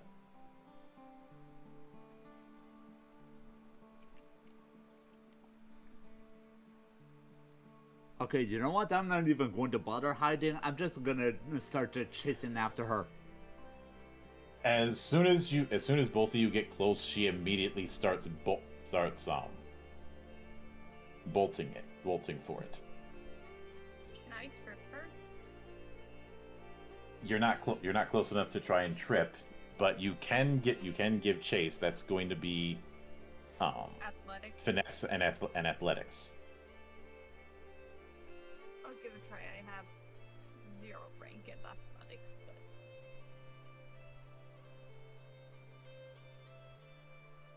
Well, 47.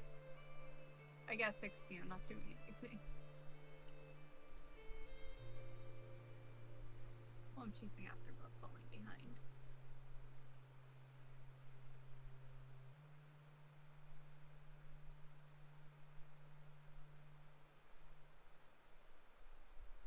So, Francois, you're able to get close.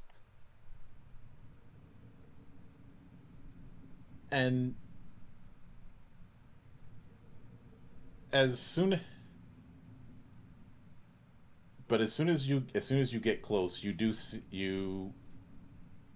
that she turns around and seems to throw a gout of fire at you. So roll finesse and and athletics to try and get out of the damn way. Well done, I got a reroll. Alright. 36. Still 3 raises. You are able to get out of the way, though you're a little bit though you did have to deal with a bit of singeing. You're just surprised that they just threw a fireball at you. Nay, at least this ain't the D&D fireball, or at least not yet. No, just a burst of flame. Like, though you couldn't tell if it was throwing a fireball or just somebody messing with dry ice, or flash paper.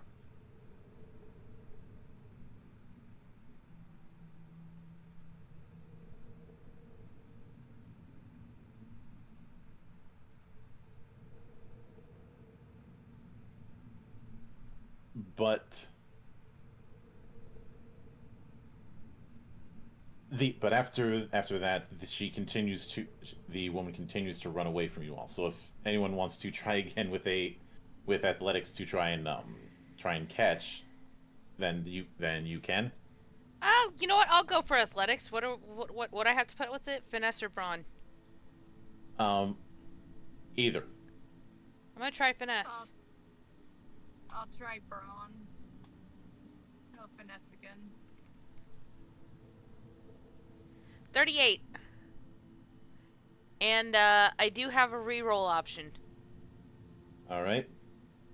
So just hit reroll at the top. Yep. That 1 now becomes an 8. Mm-hmm. So 46. 45.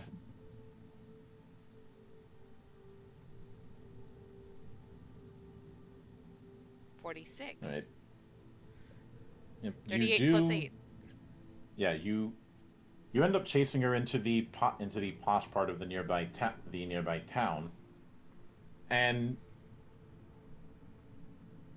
in order to slow down,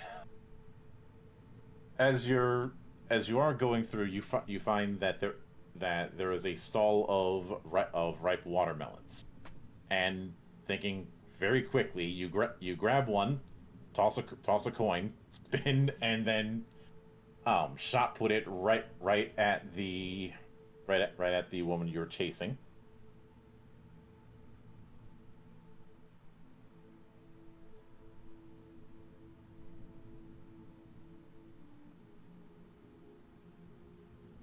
But it doesn't take long before you'll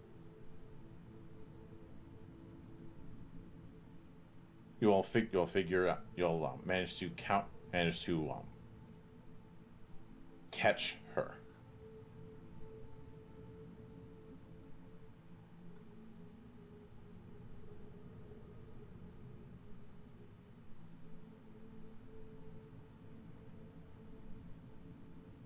And Catch up and surround her? you managed to bait her into going into an alley to have her be cornered.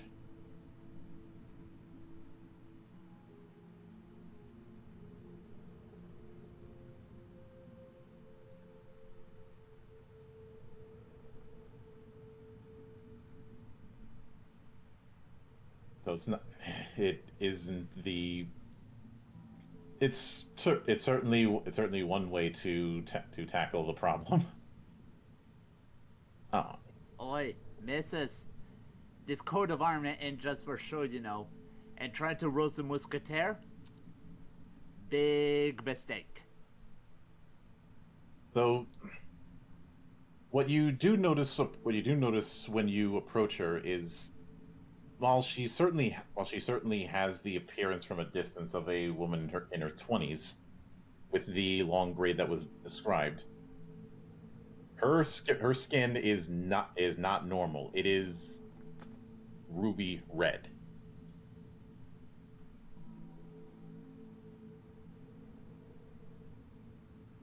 That's actually a rather interesting color you got there.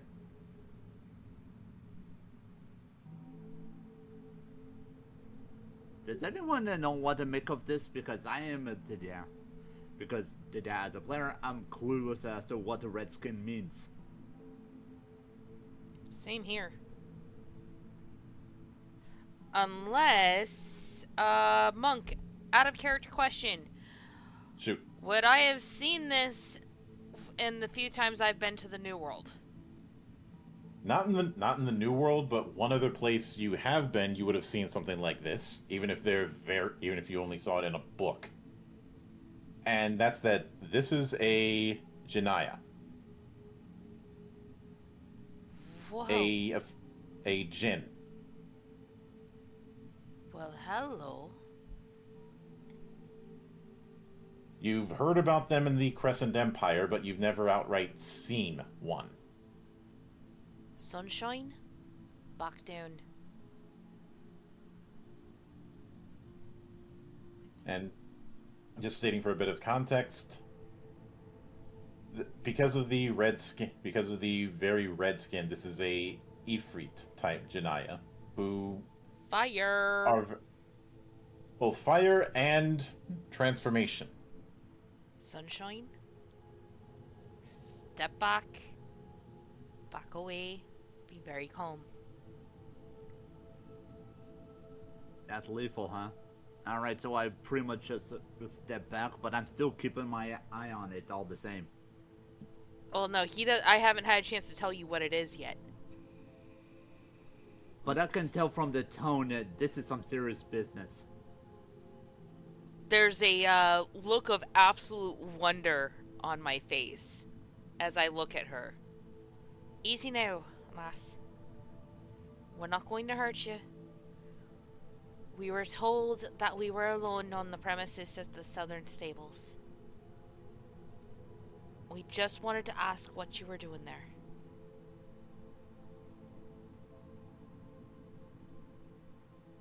My master wanted me to keep an eye on anyone going in and out of the place. But stay out of sight. But then when you all saw me, I tried to make myself scarce. Clearly, I didn't do a good enough job. Don't go beating yourself up now. Alright? We're not going to hurt you. I want to make that as clear as possible because I'm not in the mood to suffer any burns. What's your name, lass? I don't have a name, but just call. At least not one I can give. That name was taken from me by my master, and is in his safekeeping. What's a nickname I can call you then?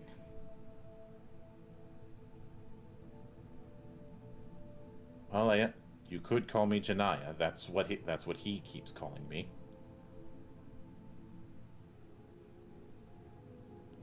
How about Ruby?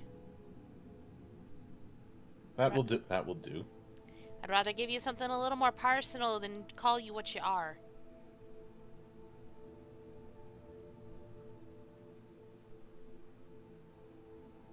You deserve that much respect at least.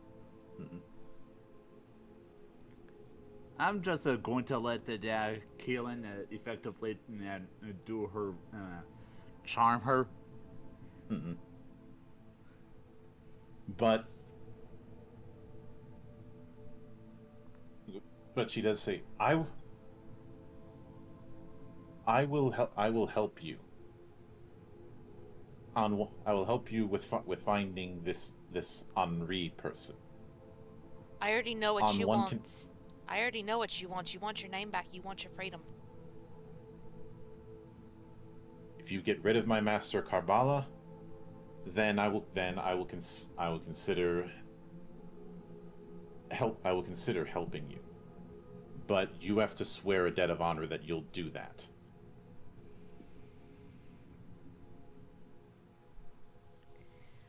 Considering that Keelan hates slavery in all forms, this is not going to be an issue. Lass? I'm not a fan of slavery either, so yeah, I'm not going to protest. Lass, you have it on my honor that we will see you freed from your master. I won't suffer slavery in any form.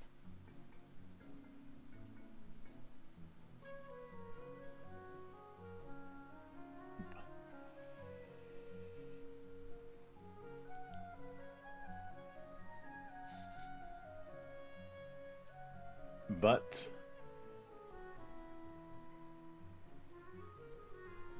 she does indicate the place that Karbala has been hiding out, simply saying, "I can't do anything against him. That is the terms of the binding. But if someone else just happens to have accidentally pushed him down a flight of punches and rapiers, that would be an unfortunate result."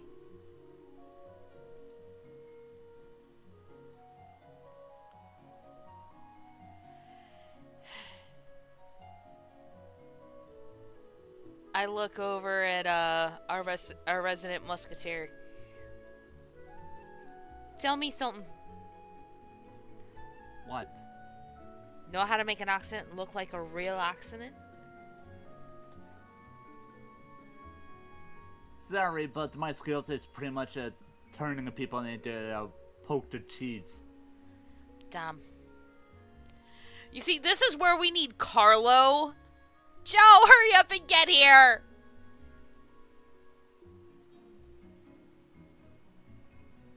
Let's see, he's doing grocery Jenga.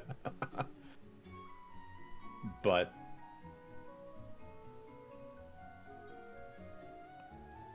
oh Well, man. we are 2 hours in, and we could probably take a break and see if he'll come back in the meantime.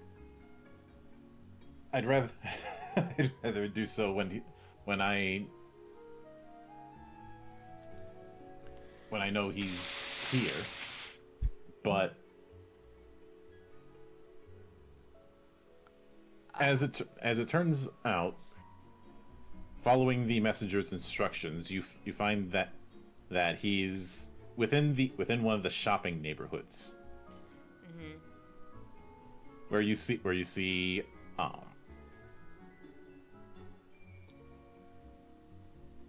you see a shop for Karbala wines. You do see someone going in and out, and let me put that up in the side chat.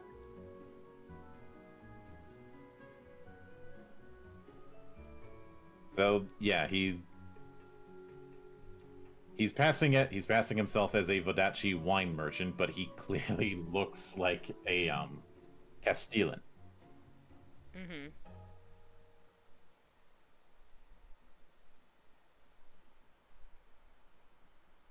But he's in a one-story house that overlooks the nearby streets.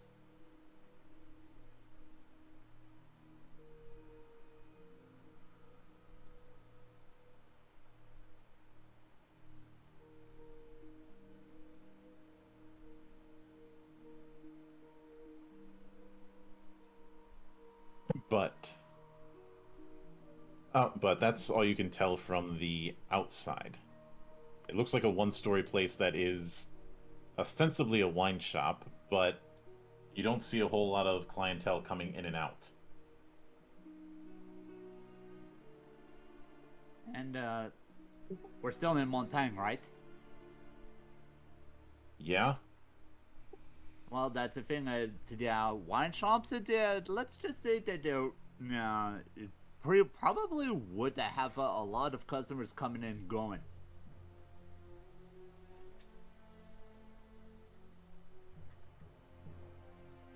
Mm-hmm. I don't suppose that we could probably interrogate the guy, in air quotes.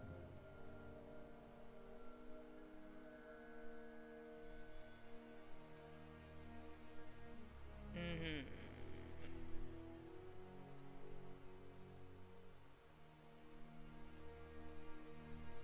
Hmm. An attempt can certainly be made. Yeah, but I want everyone's okay with this. Sure. I mean, we need to pull him out of sight, make sure the shop looks like it's closed.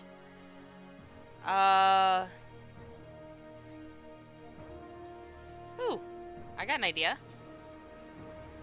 Go around the back, knock on the delivery door.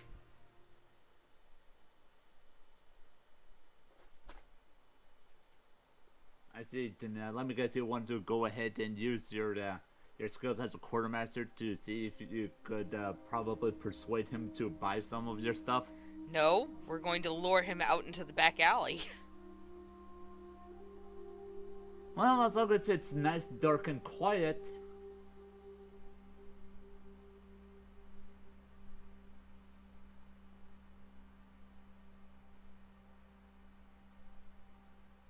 Oh.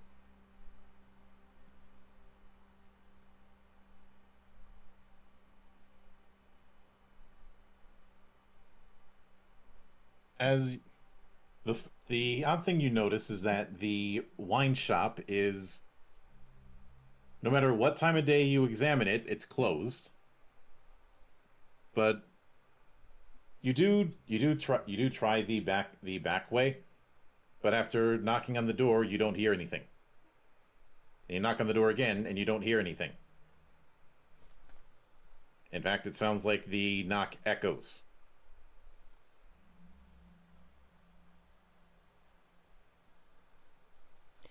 Alright. Would it be considered a break-in and entering it if Muscatera just says we're investigating this place?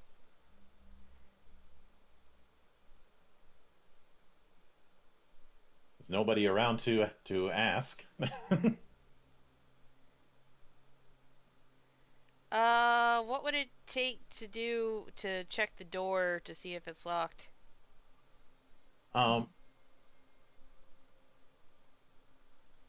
That would be let's go with finesse and theft. I'm gonna give it a go. Same.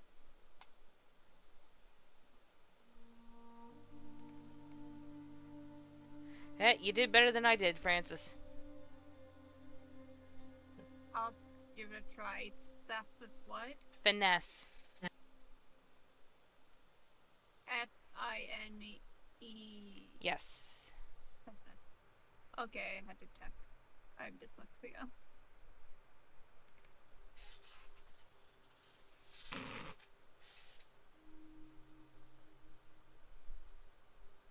Yeah, I only have one in that.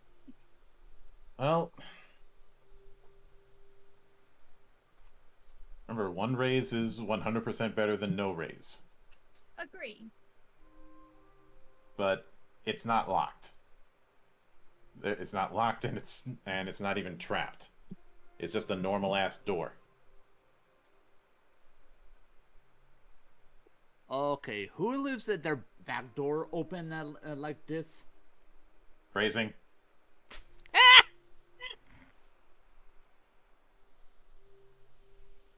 Can't agree with that.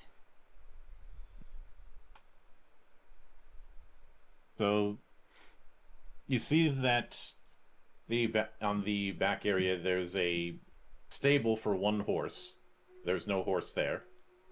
But when you get into the first floor of the place, it is empty and seems to be the... I guess the best way I could describe it is what a stage of a wine shop would look like, rather than an actual shop. So plenty of furniture, but rather than filled with wine, it's filled with cobwebs. No, no cobwebs. It's just the the wine bottles that you do see are empty. They're there for show, or they're filled with what looks like water. There's no smell of wine in this room. Okay, well, out of character, given how my dad used to make his own wine and I got hundreds of bottles, yeah, the smell of wine would be pretty darned evident, if there were any. In other words, this place is meant to look like a wine shop for people just walking by, but that's as far as it goes. Which begs the question, what is this place really used for? But you do see a flight of stairs inside that leads to the second floor. I thought this was a one-story building. It looked like one.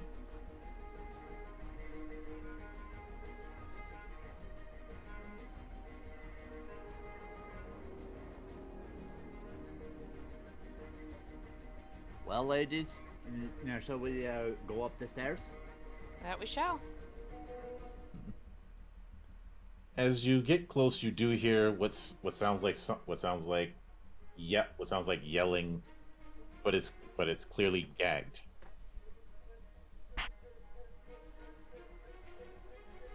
And when you open the door, you do see someone who's tied to a chair and gagged, but the gag is not that well done.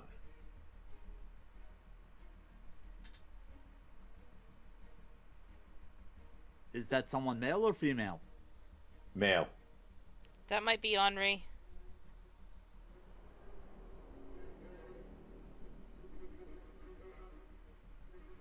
That might be. Let's find out. Mm-hmm. I carefully approach the guy, not to trust in this place isn't booby-trapped or anything. No, but the room itself looks like with all of the hazards in it could catch fire at any moment. Alright. Sunshine? Grab him. We'll untie him outside. We're not staying in here. Oh. Yeah, indeed. Well, basically, I could just pretty much just cut the rope and the gag, and we'll be on our merry way. Mm-hmm.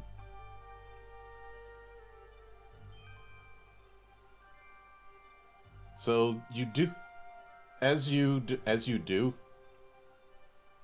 out of the corner of your eye, you see the glint of two swords coming out, as if they were a ambush. So yeah, okay. I can't. I'm not throwing out my voice. Yeah, but... Somebody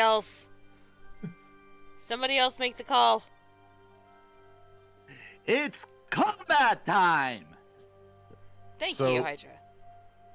What you have in front of you are two duelists. One of them is using two swords, which very much indicates him being from the Boucher school. Another is using only one. This would be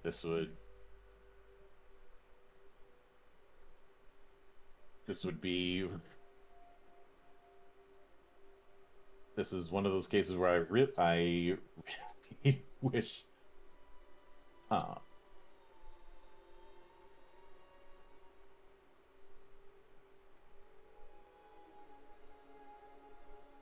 Actually, one of them is doing two short swords. The other is doing a fencing sword and a dagger.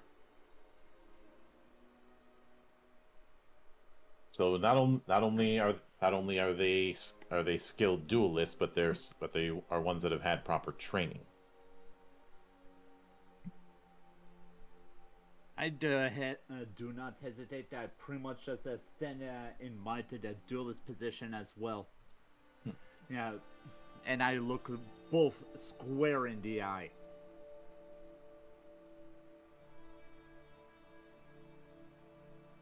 Right. What's your approach gonna be in this situation? Given this is effectively 2v2 or rather 2v1, I'm going to take a more defensive stance at the considering that I could easily be overwhelmed if I'm reckless. Yep.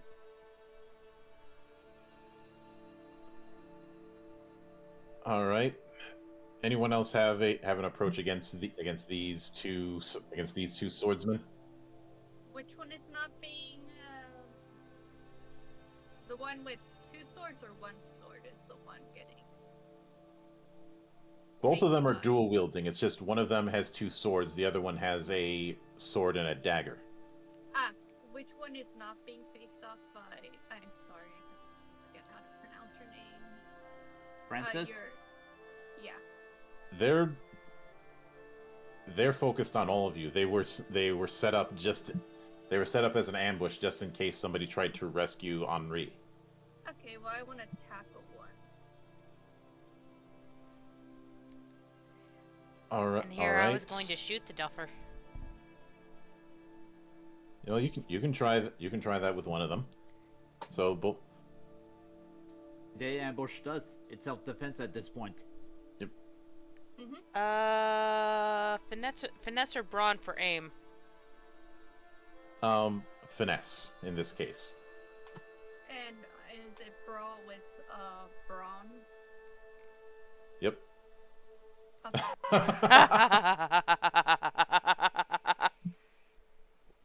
Damn it!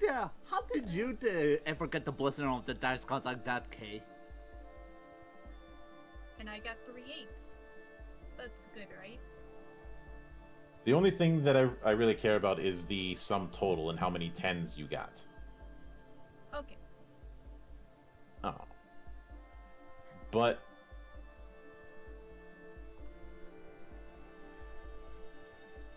you do manage to hold your own, as well as get one Keelan gets one clean shot. It's not a center of mass shot. It's a shoulder shot, at which they go. We weren't paid for this kind of stuff. And as soon as they see Francis, like, we want no trouble with the musketeers. We were just paid to deal with anybody who might get close. But Cowards. By Karbala. But he ain't paying us enough to fight with a musketeer and a corsair. We're out of here. Where is Karbala?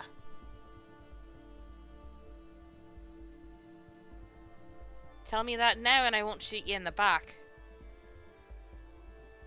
You might want to do as she says. Last time we checked, he was heading back to some hotel. Which hotel? I think he said something about the stables. I don't know why somebody of his stature would be going to see some horses. God, stop He's it. already got one. He's already at the fucking southern stables. Alright. This was a distraction. No, because we got Henri. Ah. You got Henri and you can examine the place since one of them points out his bedroom's over there. Git. At which point one of them takes out a bag of coins, tosses it at your feet, and like, here's what he paid us. This gig is not worth the money. We're out of here. I pick up the coin, smirk, and tie it right to my belt. I'll hold on to Basically, that pinky. these were mercenaries, but he only bought their services, not their loyalty. I'll That's take what that. makes them smart. They know when to quit.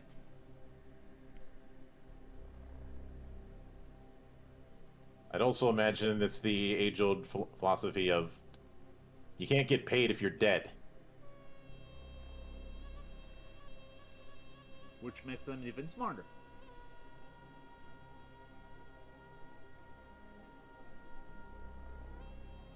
But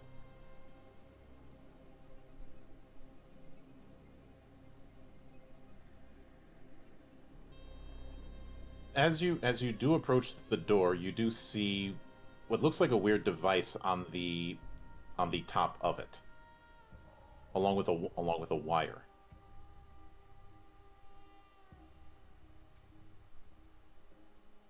Which, if that isn't obvious of this is a tarp, I don't know what is.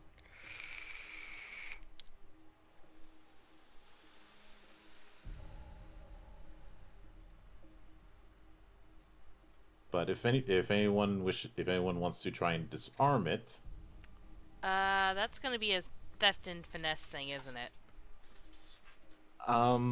in this case, it is going to be wits and I'd say wits and notice. Okay, I'll roll for that. I'll try. But since Kosi, this would be right up your alley since it Yeah, is it dealing would. with machinery. Right.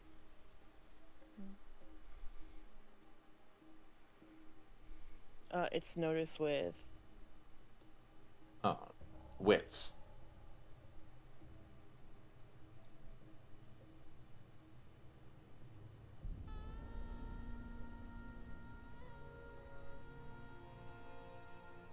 Alright.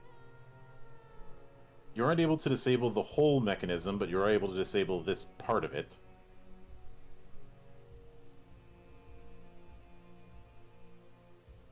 With a bit of an air of Javier working on the thing while saying, "Nobody breathe."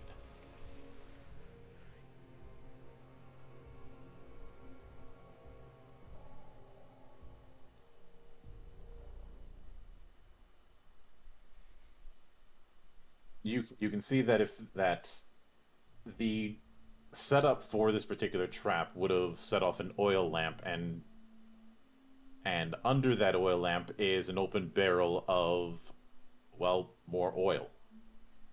If you didn't disable the trap proper, then the room would have been set on fire. Lovely. That was close.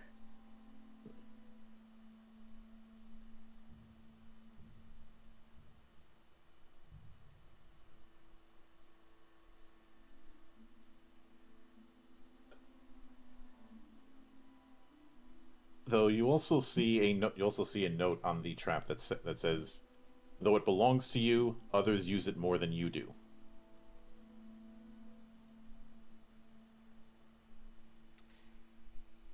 I trusted that's a riddle. not a riddle.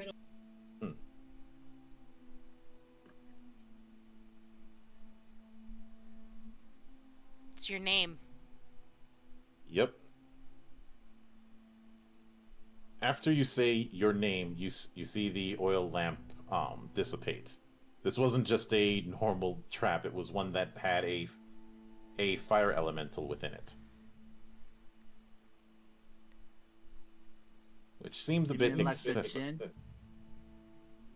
No, nothing that powerful. This was a much smaller spirit.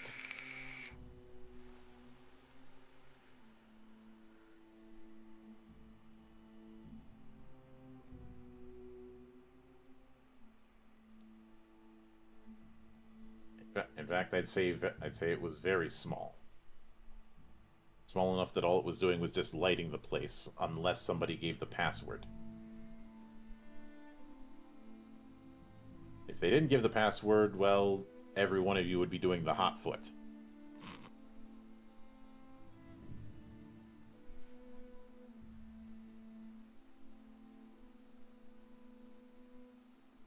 But after that, you do go into his room, and this is where you can investigate to see what's here.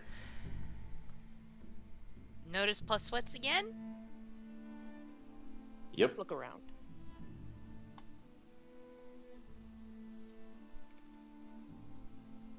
Ouch! I failed that one horribly. Yep. I But did you pretty good. do note that, and this is this is a situation where I really wish that actually there's enough. You do find a bunch of coded writings and correspondence, but they are in Castilian. Okay. I pick up the letters and I start reading. Can you read Castilian? I can read all Thayan languages. I'm a linguist. Yep. Ooh, So- let's see what tea we've got here.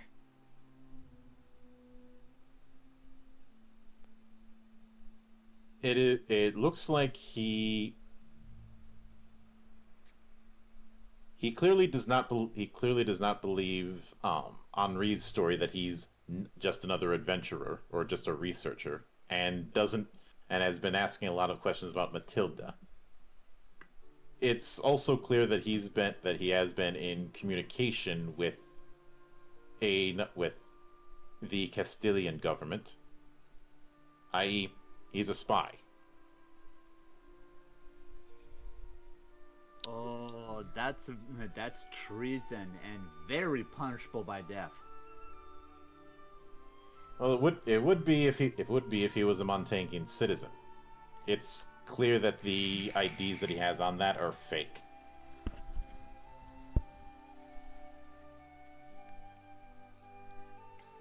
Well, that certainly ain't helping his case either, considering that he forged his own identity. Or someone else did. And hey there, Joe. So who's a spy? It's about time you woke up.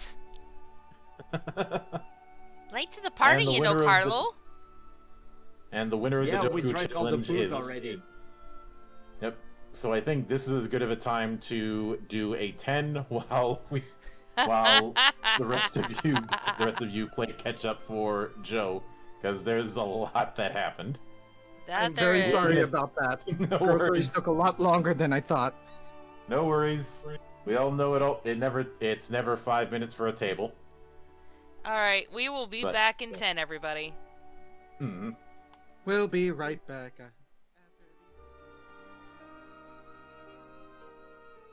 Oh, there it goes.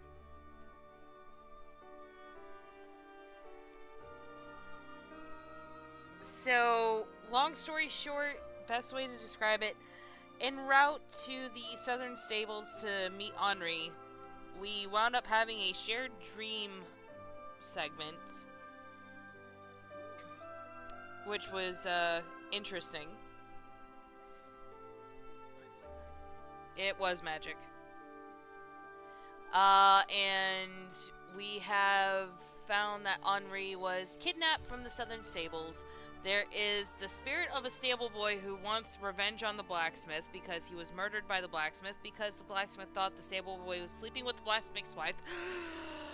And we have recently learned that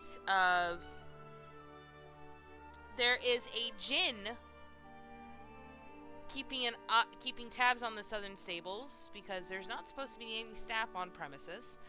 We managed to talk to said djinn. She wants her freedom from her current master, whose quote-unquote wine shop we are in. And we have just learned that said shop owner is a Castilian spy.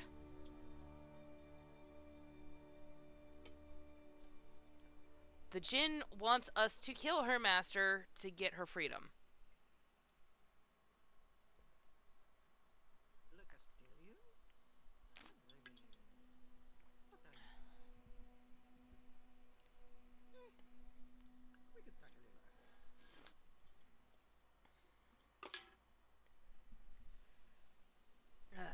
Anyhow, but yeah, we have 8 minutes in counting until we come back from break.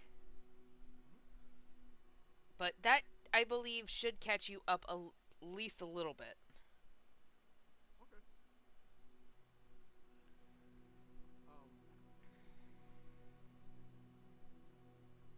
So I'm just going to assume, Mildred, that the spell hit Carlo a little harder than the others, and he's been asleep.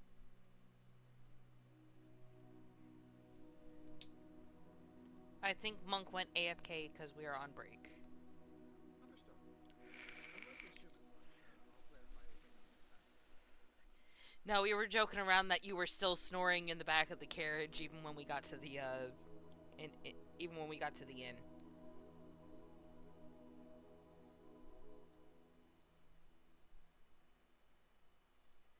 Fair enough.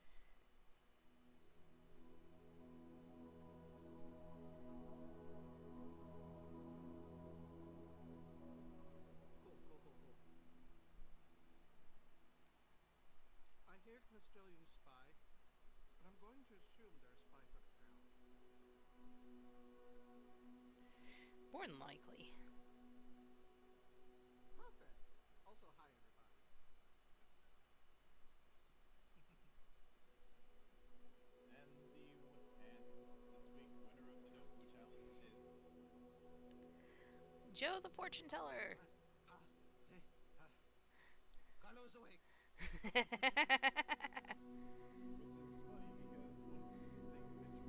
which is funny because one of the sequences was a bit of dream logic. Yeah, I got caught Joe. I got him as caught up as possible.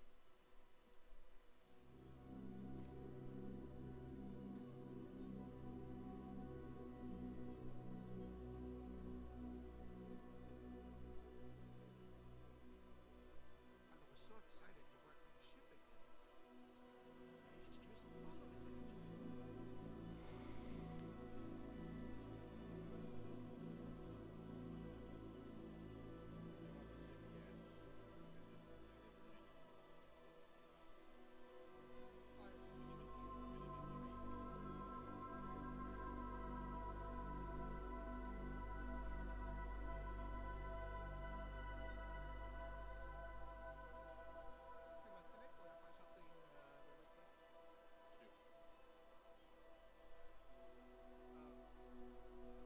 Did Carlo have a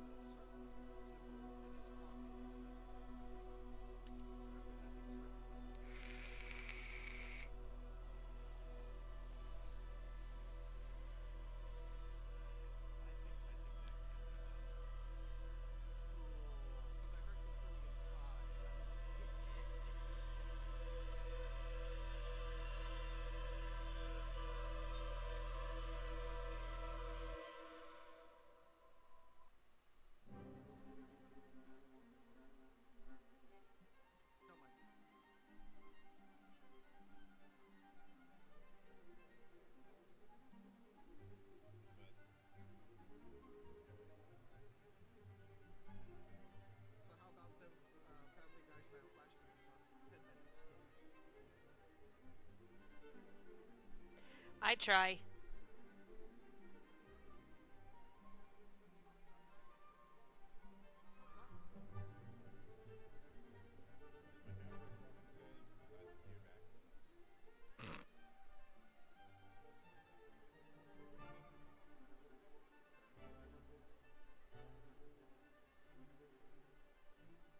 last time I said that to a friend of mine, she turned around and slapped me.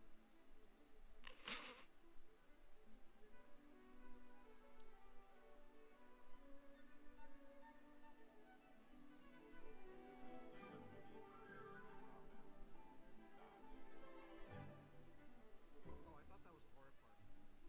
yeah, the longest part without a Costco grocery run is the park. Oh, I don't doubt that for a minute. I don't doubt that for a minute. And then, the Jenga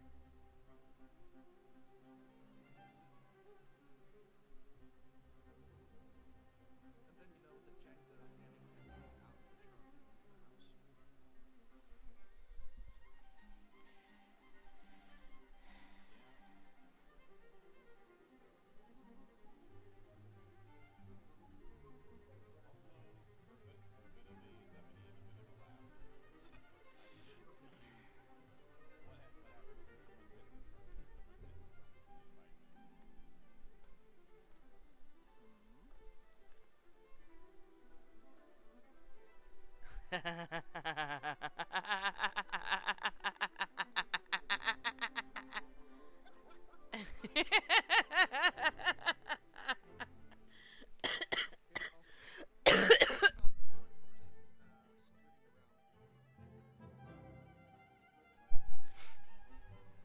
That was funny. To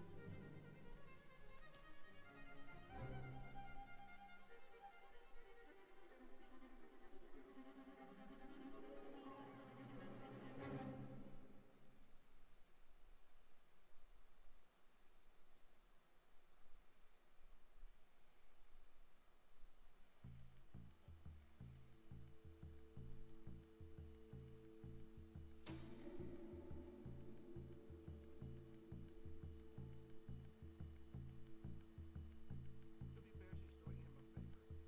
That kind of dank, too.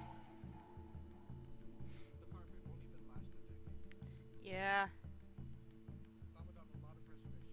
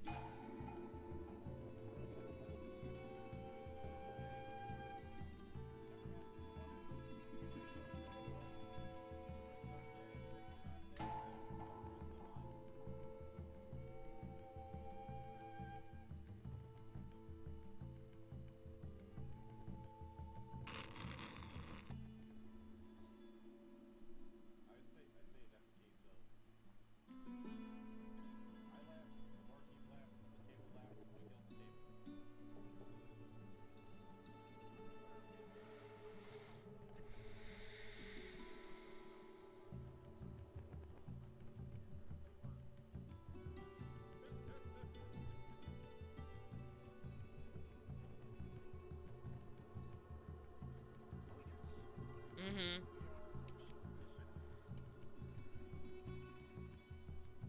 Yep. And 3, 2, 1. And we are back, ladies and gentlemen, after a bit of debriefing and a bit of shenanigans.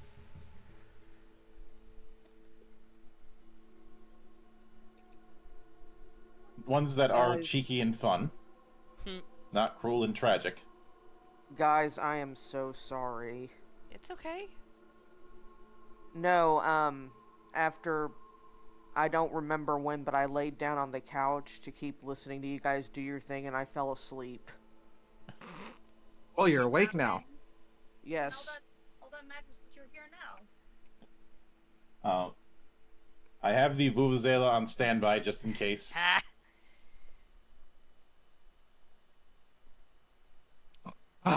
Carlos awake. Yep. Where are we? But He's got her in a cart. the other thing you do see is as you're going in the place, you may recall earlier that I had said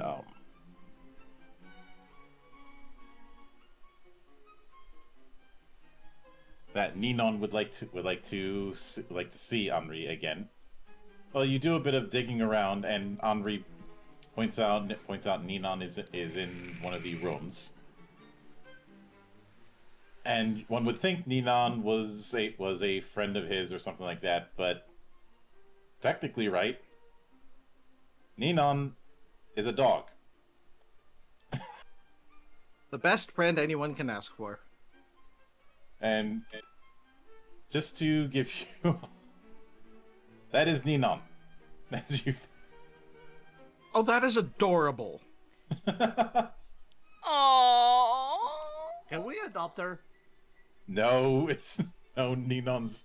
Henri's dog. Ninon for captain. Ninon for captain. I will commit mutiny for this dog. Is yappy but harmless.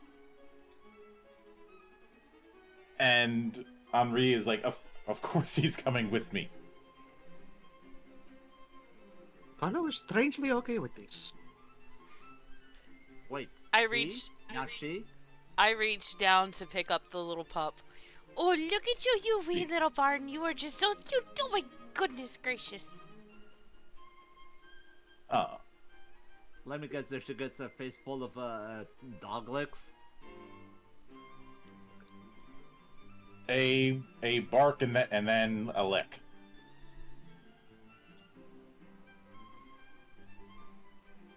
Though the one thing that is ridiculous is it being dressed in Charosian fashion. This dog's better dressed than some people I know. So, who put the dog in the outfit? You should visit more often. I've seen the dogs in even weirder clothes in Montaigne alone. Especially poodles. As soon as the question of who put the dog in the outfit is said, Henri just goes...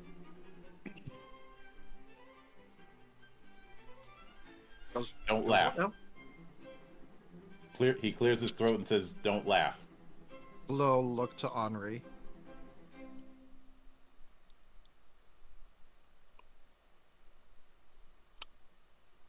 And how well dressed is Henri again?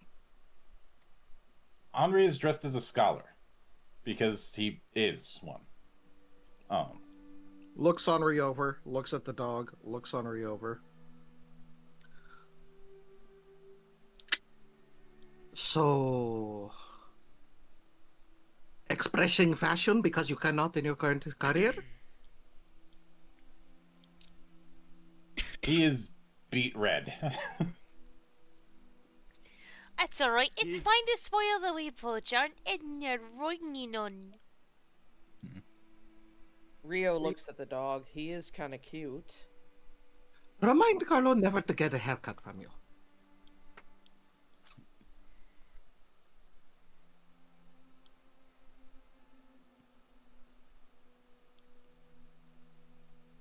But So, after all, as this is going on, you do, Rimbaugh simply says, "The dog's cute and all, but we have bigger problems. We need to get back to the lower stables now."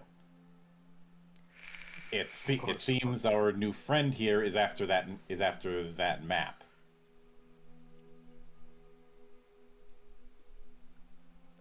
Oh, you Alright, mean the I one don't that's in suppose I Old could- Thane?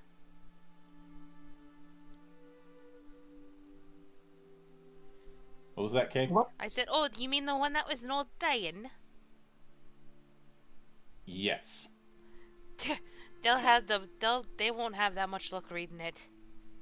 Not if I couldn't make it out. Yeah, even so, Questions? would probably better to secure it all the same. What is the name of the spy again? Karbala. Hmm. Understood. I don't suppose I could probably go ahead and effectively hire or borrow some horses for a quick ride back to the mansion, or hotel rather. Yeah, that's going to cost you 1 wealth. All right, marking it down. Or we could just take it from the stables.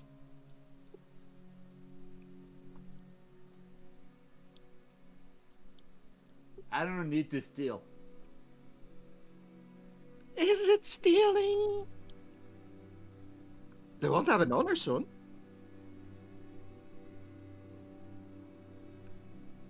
But regardless of how you get the things, you do eventually, well, get them. Mhm. And it does. By the time you arrive, you do see Karbala in trying to get into the hotel. So you did manage to catch up with him, but only barely. Carlo's going to look at everyone and give them a quick smirk. Let Carlo distract him, huh? And then he's going to kind of hustle over, arms wide, and that and bright smile, kind of like in that way a friendly uncle would when he sees a nephew they haven't seen in a while. And in Castilian is like, "Hey, I've been seeing you forever." He's stopped. Is a bit dumbfounded. Looks at you for a second and then immediately pulls out a pistol and shoots at you. So, roll finesse and athletics. Distracted him. Or roll finesse and weaponry if you want to try and parry it. Ooh, you gave me an option. Understood.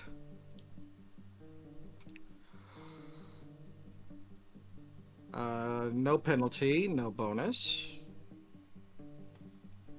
Ooh. 3 raises.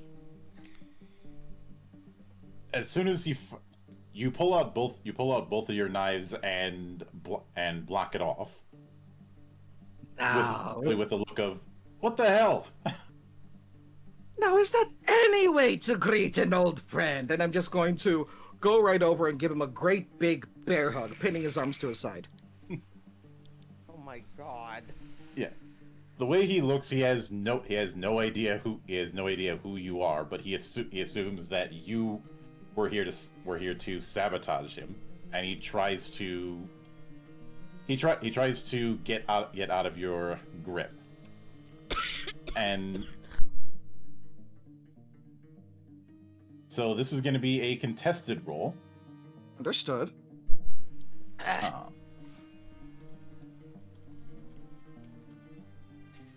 So you're going to be rolling brawn and brawl, and he's going to be rolling strength. Can I argue brawn and athletics? Go ahead. You got to get 3 raises, otherwise he gets out. Understood. Well, I don't think I'm gonna make. Yeah, I only have 1 raise. He gets out and pulls out his rapier, going, "Are you?" He says, "Are you from one of them as well? Did you come here to sabotage me?" Is he saying this in Montane, Common, or Castilian? Castilian. Ah. What's everyone else doing while I have his attention, by the way? Basically, I'm just like right behind you and everything. Yeah.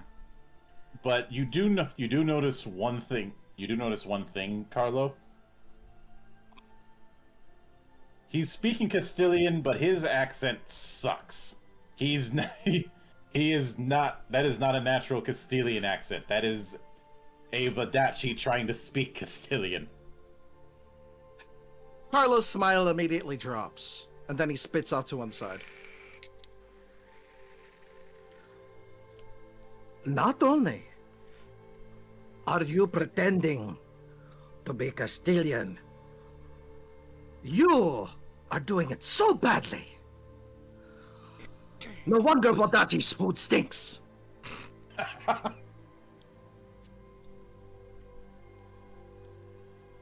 So did you say that in what language? Castilian. He's still saying Castilian. Oh yeah. You see him toss aside the gun and pull out a second rapier. At which point he tries again against you, and in this case it is going to be This is a contested finesse and weaponry.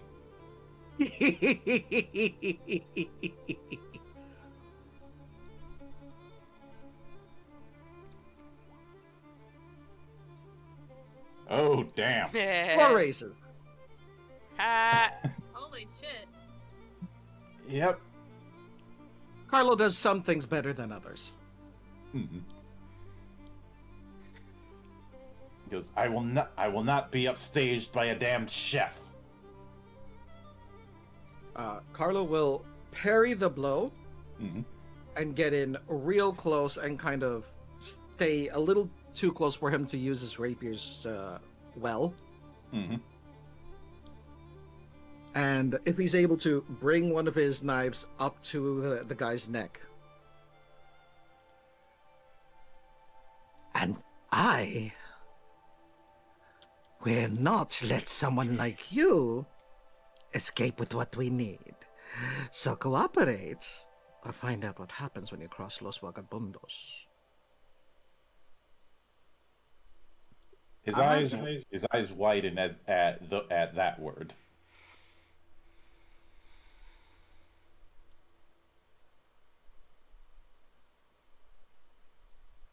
And Do we understand each other? he simply says,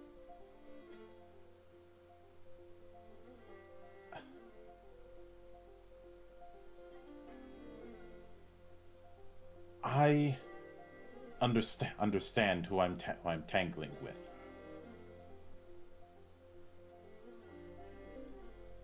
I understand.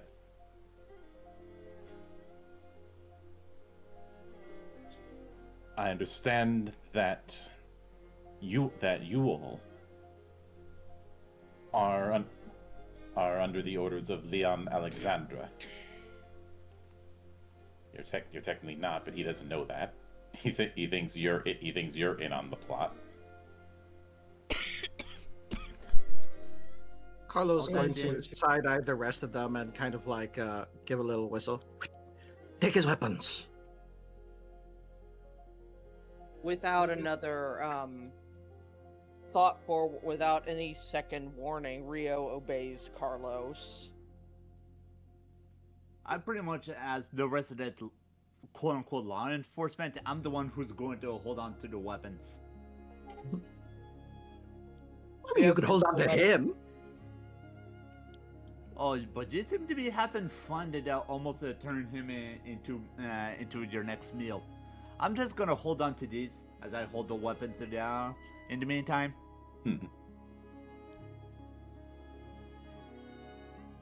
But Where's the map? he points to the papers on the ground, saying there, it's there. And as you pick it up, let me show to everyone the map, and let me show it in the side chat for the rest of you.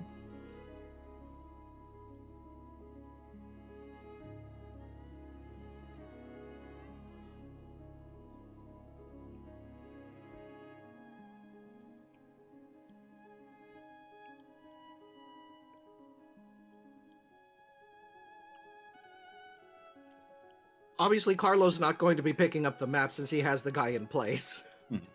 I'll pick And- up the map. The rest of you, you may recall that this person also says, be wary of playing with fire, which should be a hint for the rest of you regarding a certain deal.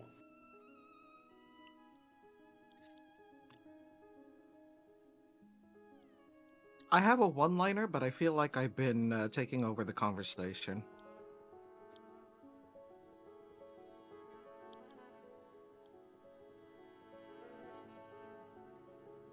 Okay, I think you know exactly where I'm going with that. Indeed.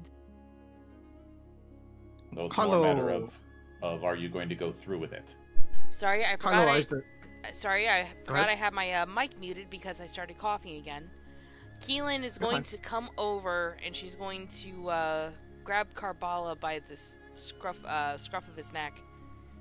By the way, you have a certain deal with the little red lady. You're going to release her name and we're going to make sure of it.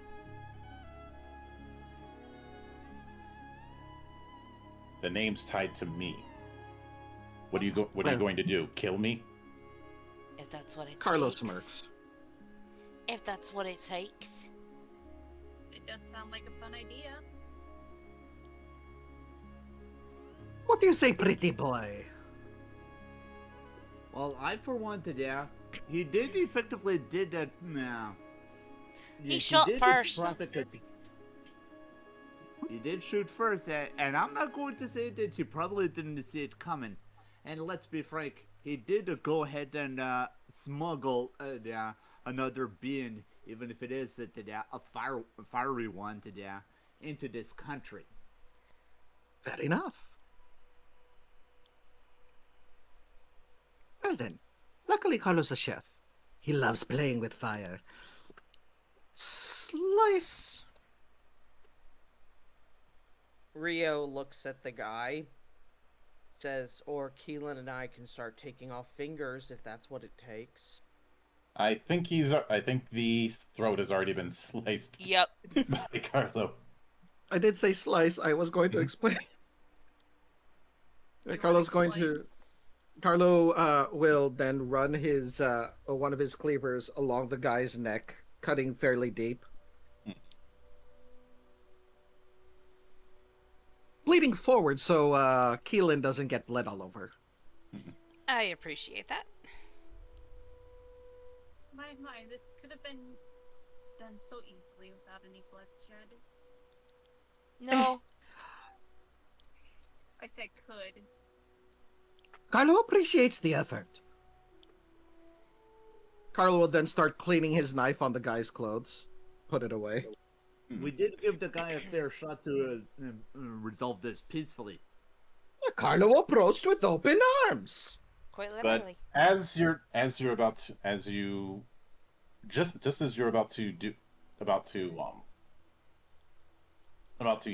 hear him say something, all of a sudden, right behind him, a red circle of mist appears,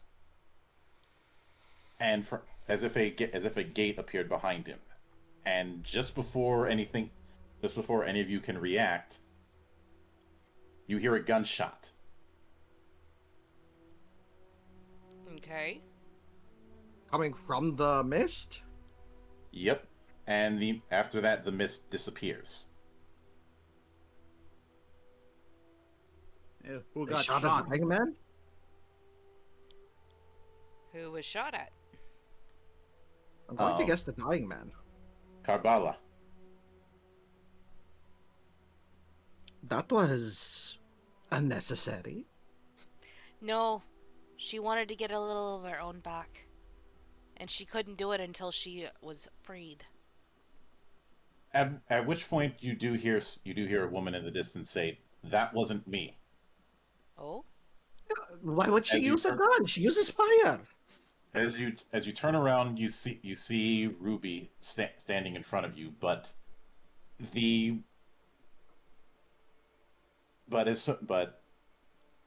her hair is no longer raven. It is essentially, well, fire, because she no longer has to, she doesn't have to do that disguise now. Mm-hmm. You really, your methods aren't exactly what I expected, but you were a woman of your word. As promised.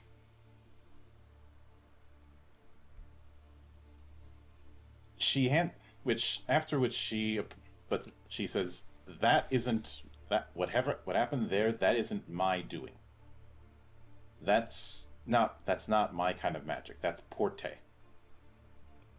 Oh. Isn't I- Porte Wadachi? No. I look over at Francis. Care to explain that one, Sunshine? Sorry, but magic isn't really today. My today. It could be just about any noble today. Considering that some of the noble families do tend to have a, shall we say, an oligarchy when it comes to magic. That means they would have had to have spilled their blood here already, though, if I'm not mistaken. Or be related. Right? Let's just say that the general populace and the nobility, there are issues that needs to be resolved. Carlo's going to search the body.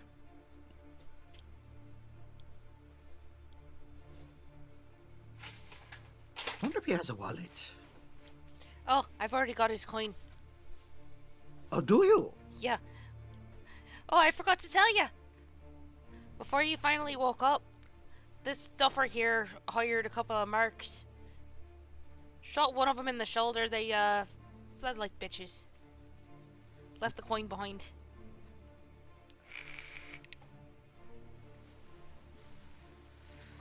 What? Does he have anything on him of value, worth, notice?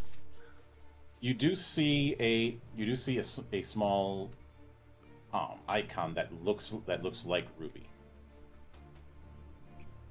on his person. Carlo At pulls which- it out and holds it up to Ruby. She says that was what he used to bind me. Hmm. But we for just you- break it? Keep it. Consider it a promise. At some point, on some day, at some time, I will help you as payment for you all freeing me. You will not know. You will not. I cannot say when that day will come, but you'll know when it is, and when that happens, feel free to call my name. And what is your name?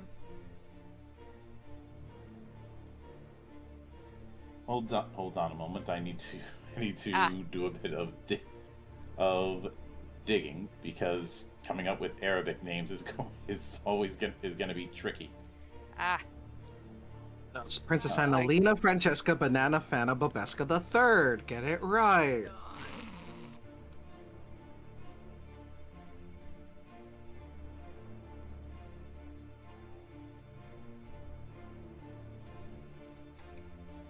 Sorry.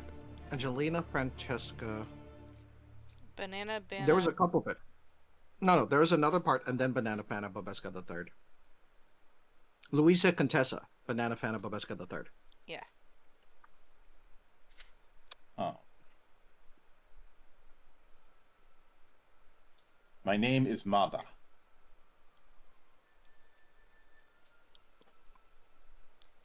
Keelan Carnival. bows her head towards the Jinn. And we thank you. I look forward to seeing you again. The It will wonder. be quite some time before you see me.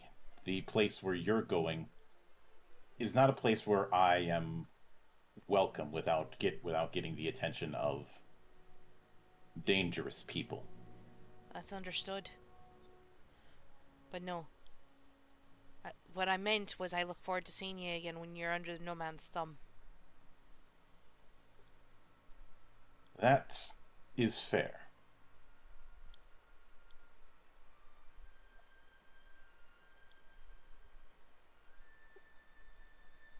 I take it Killen's gonna be the one to hold on to the coin there for the time being. It's not a coin. It is it's a pretty. It's like a small little effigy of her. Carlo will toss the necklace at Keelan. Keelan catches it and she's gonna put it right around her neck. Until then. At which point you see her disappear into a cloud of smoke. Shame. Carlo could have used a steady source of fire when cooking. She But- only just got out from under one man's thumb. I'm not about to Oh, blame her. understandable.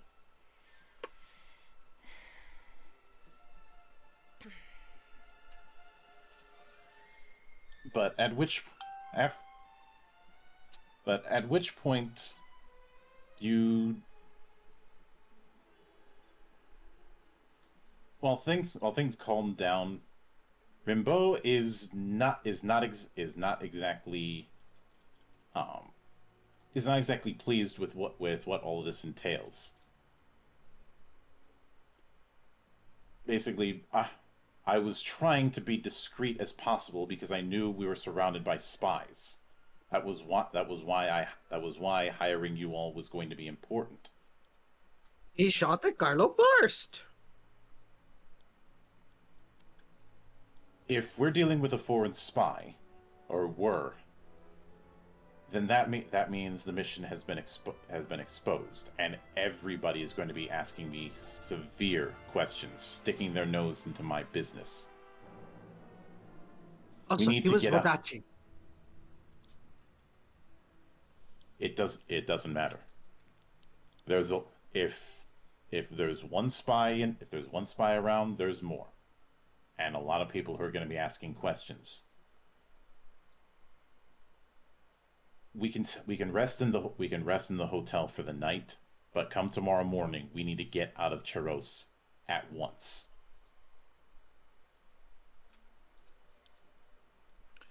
Carlo apologizes for jumping the gun.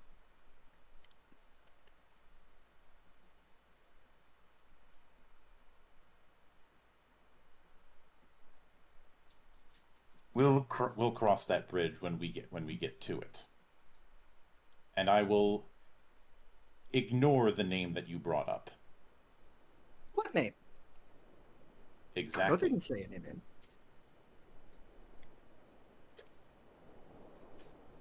In the meantime, get some rest, get some cool down, because soon we are heading out of the city and towards the new world.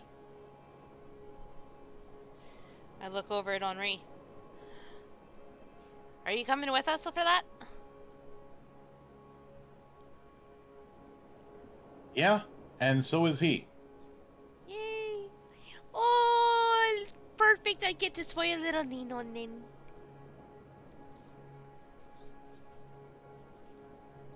But You really like dogs, don't you? When they're cute. True. with that is where we are going to wrap it up for this episode.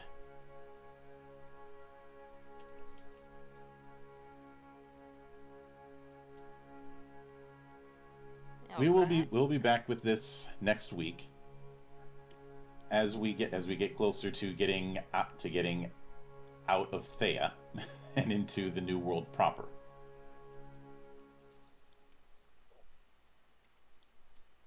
So I do hope to see you all next week for that, and for the continued shenanigans that are no doubt going to happen. Hopefully nobody sets anything on fire.